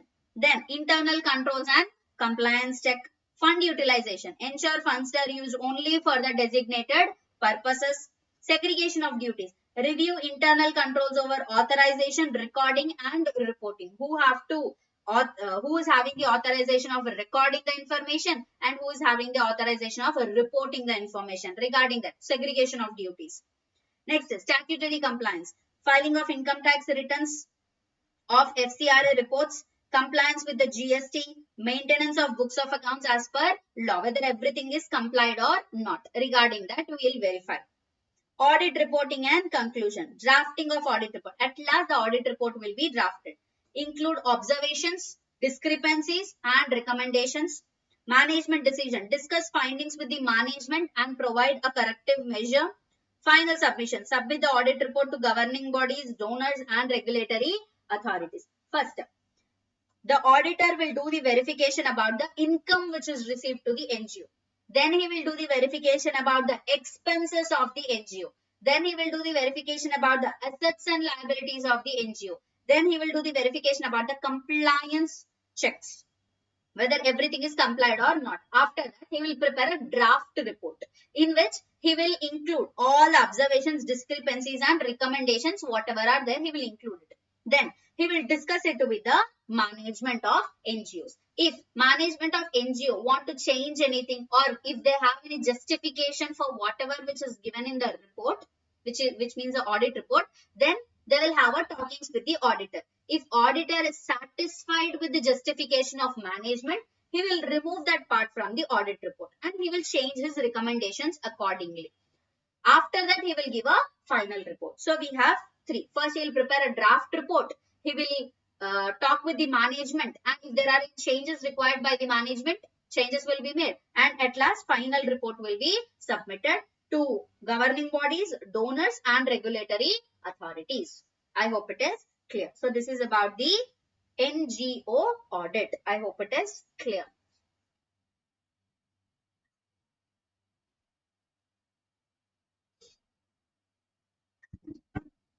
I hope whatever we have discussed about the non-government organization, it is clear. Now next, we're moving on to next audit, which is called as local bodies audit. Super question number 7. How do you classify local bodies? Define local bodies and state the financial administrative features of local bodies. Discuss the audit program of the same. So what do we call it as local bodies and how the audit of local bodies have to be done? Local bodies are responsible for local planning, development, and the execution of various government initiatives, ensuring that the community needs are met effectively. So what these local bodies usually do? They will usually build a water tank. They'll usually do the, underground pipings, roads, or whatever the society needs are there. Basic society needs, whatever are there, those are will be followed by these local bodies, will be taken care by the local bodies. Classification of local bodies. Local bodies in India are classified into two broad categories, which are rural bodies and urban bodies. Rural local bodies are Panchayat Raj systems. It could be Gram Panchayat, it could be Panchayat Samiti or Zilla Parishad. If it is Gram Panchayat, it is village level, which means local development, sanitation, welfare led by Sarpanch. Panchayat Samiti, block level, supervises Gram Panchayat, manages development projects. If it is Zilla Parishad, it is district level, coordinates schemes, works with the state government. So it is like this is stage 1, this is stage 2 and this is stage 3. Next, urban local bodies. Municipal corporations governs large cities like mayor and commissioner will be there for municipal corporations. Municipality, municipal council governs medium-sized towns. Chairperson will be leading this. And Nagar Panchayat, town council manages small towns transitioning to urban areas. So first municipal, large cities, municipality, which is medium-sized towns, Nagar Panchayat, small towns. So these are the two broad categories, rural local bodies and urban local bodies. Either it can be other special local bodies, like it can be cantonment board, administer military areas. As I live in Chennai, we have here cantonment beside. So that it is entirely military area. It is Pallavaram cantonment. Port trust manage major ports and development authorities plan urban growth. Delhi Development Authority, for example. Okay, so we can have other special local bodies as well. Now, what are the salient features of financial administration of local bodies? How local bodies usually work? First, budgetary procedures. It will majorly ensure financial accountability and control expenditures. How finances have to be taken care of and how they have to be expended. Involves determining taxation levels, fees and rates while setting expenditure ceiling under the revenue and capital heads. They will look after all these things, taxation, fees and rates, while looking up of the expenditure ceilings. Funds must be raised and spent according to the rules and authorizations by the legislature or council. Whatever they make. Murugan, ma'am, are you in Pallavaram? Yes, Murugan. I stay beside Pallavaram. Not in Pallavaram, but in the surroundings of Pallavaram. Funds must be raised and spent according to rules and authorizations by the legislature or council. Expenditure control, demarcation of powers.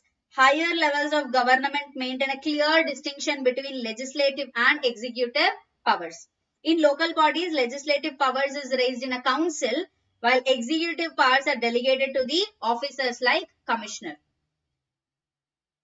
Regular revenue and expenditures are managed by the executive wing, which means always this revenue and expenditures will be managed by the commissioners. Legislative approval is required for the special cases like as property tax reduction or security deposit refunds. Accounting system, traditional system. Either the local bodies can follow the traditional system. Historically, municipal accounting followed the cash-based system, but as everything changes, they also shifted to accrual. Recent efforts are aimed at adopting the accrual accounting system for better financial reporting and transparency. What are the key features of accounting? Use of subsidiary and statistical register for taxes, assets and checks. Different records will be maintained. Separate vouchers for each transaction type to ensure clarity. Mandatory monthly bank reconciliation to verify the financial records. Periodic submission of summary financial reports to regional and state authorities for oversight. So periodically to the regional and state authorities, the submission of summary reports will be provided. Now, how the audit will be done for local bodies? First, ensure that financial statements are accurately reflecting the financial position of the local bodies. Then verify proper recording and classification of income, expenditure, assets and liabilities have been made. First, you will verify the financial position. Then you will verify whether the segregation is there or not. Income, expenditure, assets and liabilities. Then, detection and prevention of misuse. Identify errors, fraud and misuse of funds. Ensure that financial irregularities are detected and corrective actions are taken. Evaluate whether public funds are used efficiently and effectively or not. Assess whether the expenditures have delivered the intended public service or benefit. Whatever the amount which they have received based on the legislative controls, whether they have utilized the amount for the same purpose or not, whether they have utilized for the public service or not. Next, ensure adherence to legal, financial and administrative regulations. Verifies that all the financial transactions comply with the municipal laws, government guidelines and budgetary approvals. So this is the audit program of local bodies. I hope it is clear. So if local bodies have been asked as a question, first you will write about the local bodies, then you will write about the audit program. I hope it is clear. Whatever we have discussed so far about the local bodies. Kundratur. Pakana.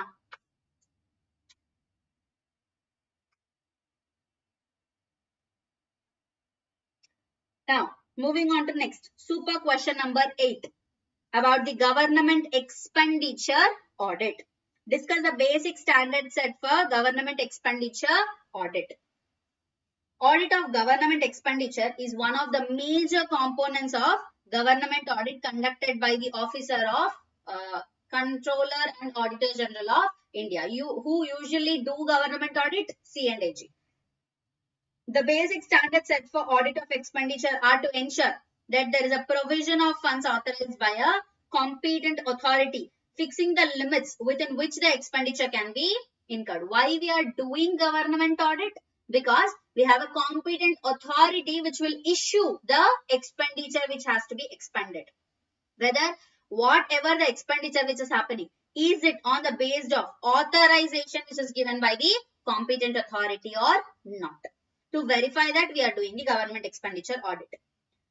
Audit against the rules and orders. The auditor has to see that the expenditure incurred conforms to the relevant provisions of the statutory enactment and is in accordance with the financial rules and regulations framed by the competent authority. Whatever the expenditure they are incurring, it should be based on the statutory enactment, and also whatever the financial rules and regulations are there, those have to be framed by a competent authority. The verification has to be done by the auditor.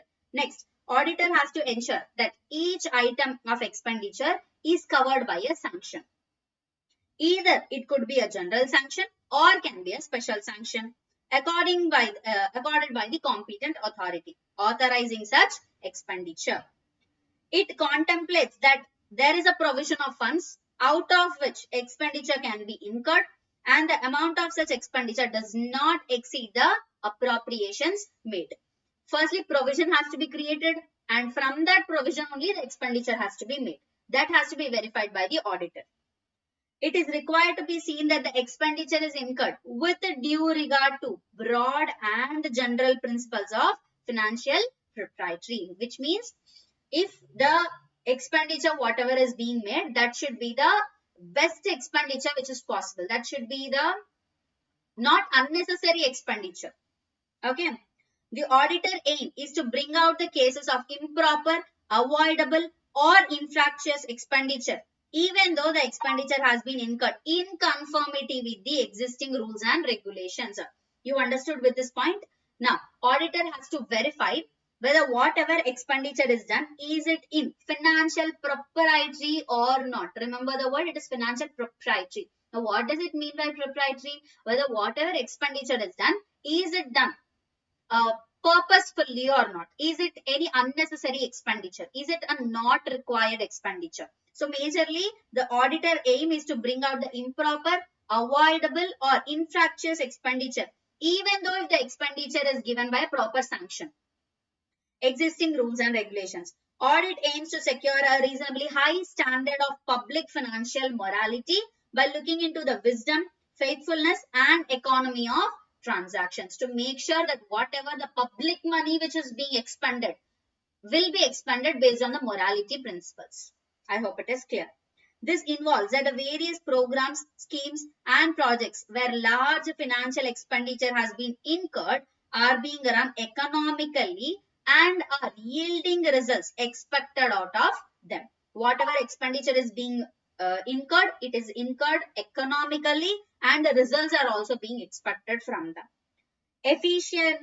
Efficiency cum performance audit, wherever used, is an objective examination of financial and operational performance of an organization, program, authority or a function, and is oriented towards the identifying opportunities for greater economy and effectiveness. Whenever the expenditure is being expended, it should expand the economy. It should be for a development purpose rather than just as a reason you should not expend it.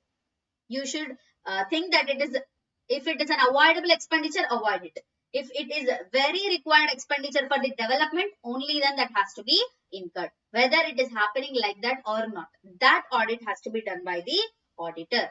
I hope it is clear. So these have to be done as a procedure of audit in case of government expenditure audit. I hope it is clear. Now, discuss the role of C&AG in the audit of government company. Super question number 9. What is the role of C&AG? First, C&AG appoints statutory auditors as per section 139 subsection 5 and 139 subsection 9 of Companies Act 2013. What C&AG will do? He will appoint the other auditors who will do the government audit. C&AG will not do the audit. He will just verify. He will just be as a manager. That's it.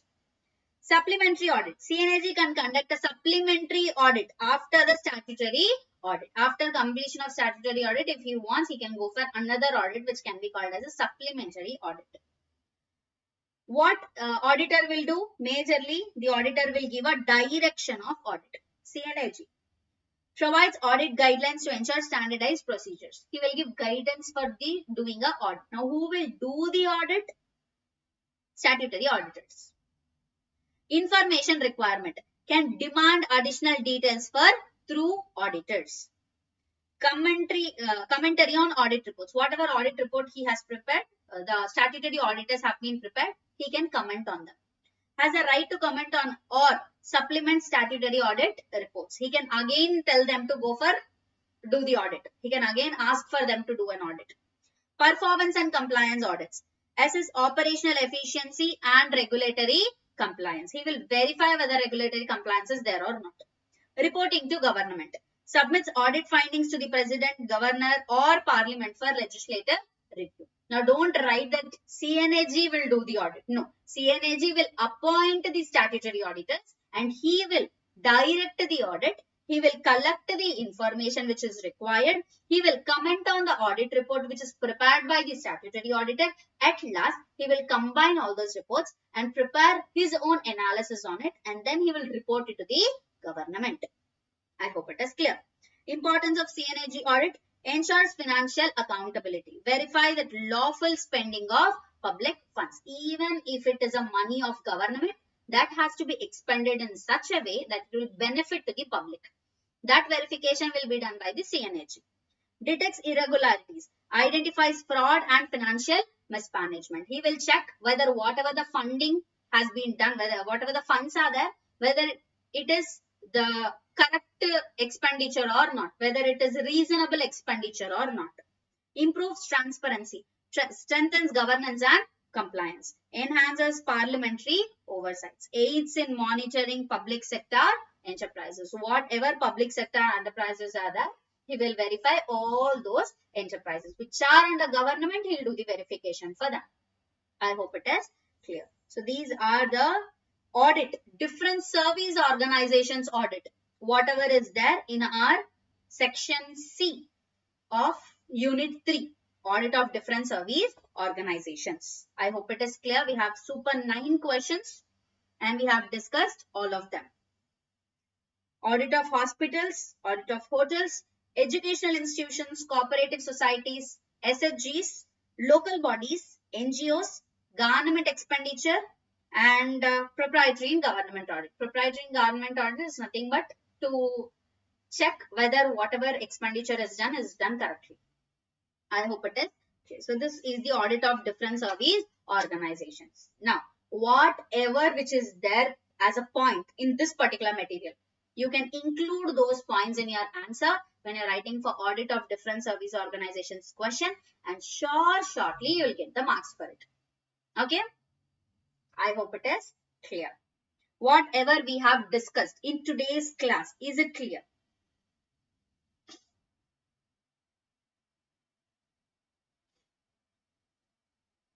So far, what all we have completed? We have completed Unit 1, Basics of Management Audit, Basics of Cost Audit.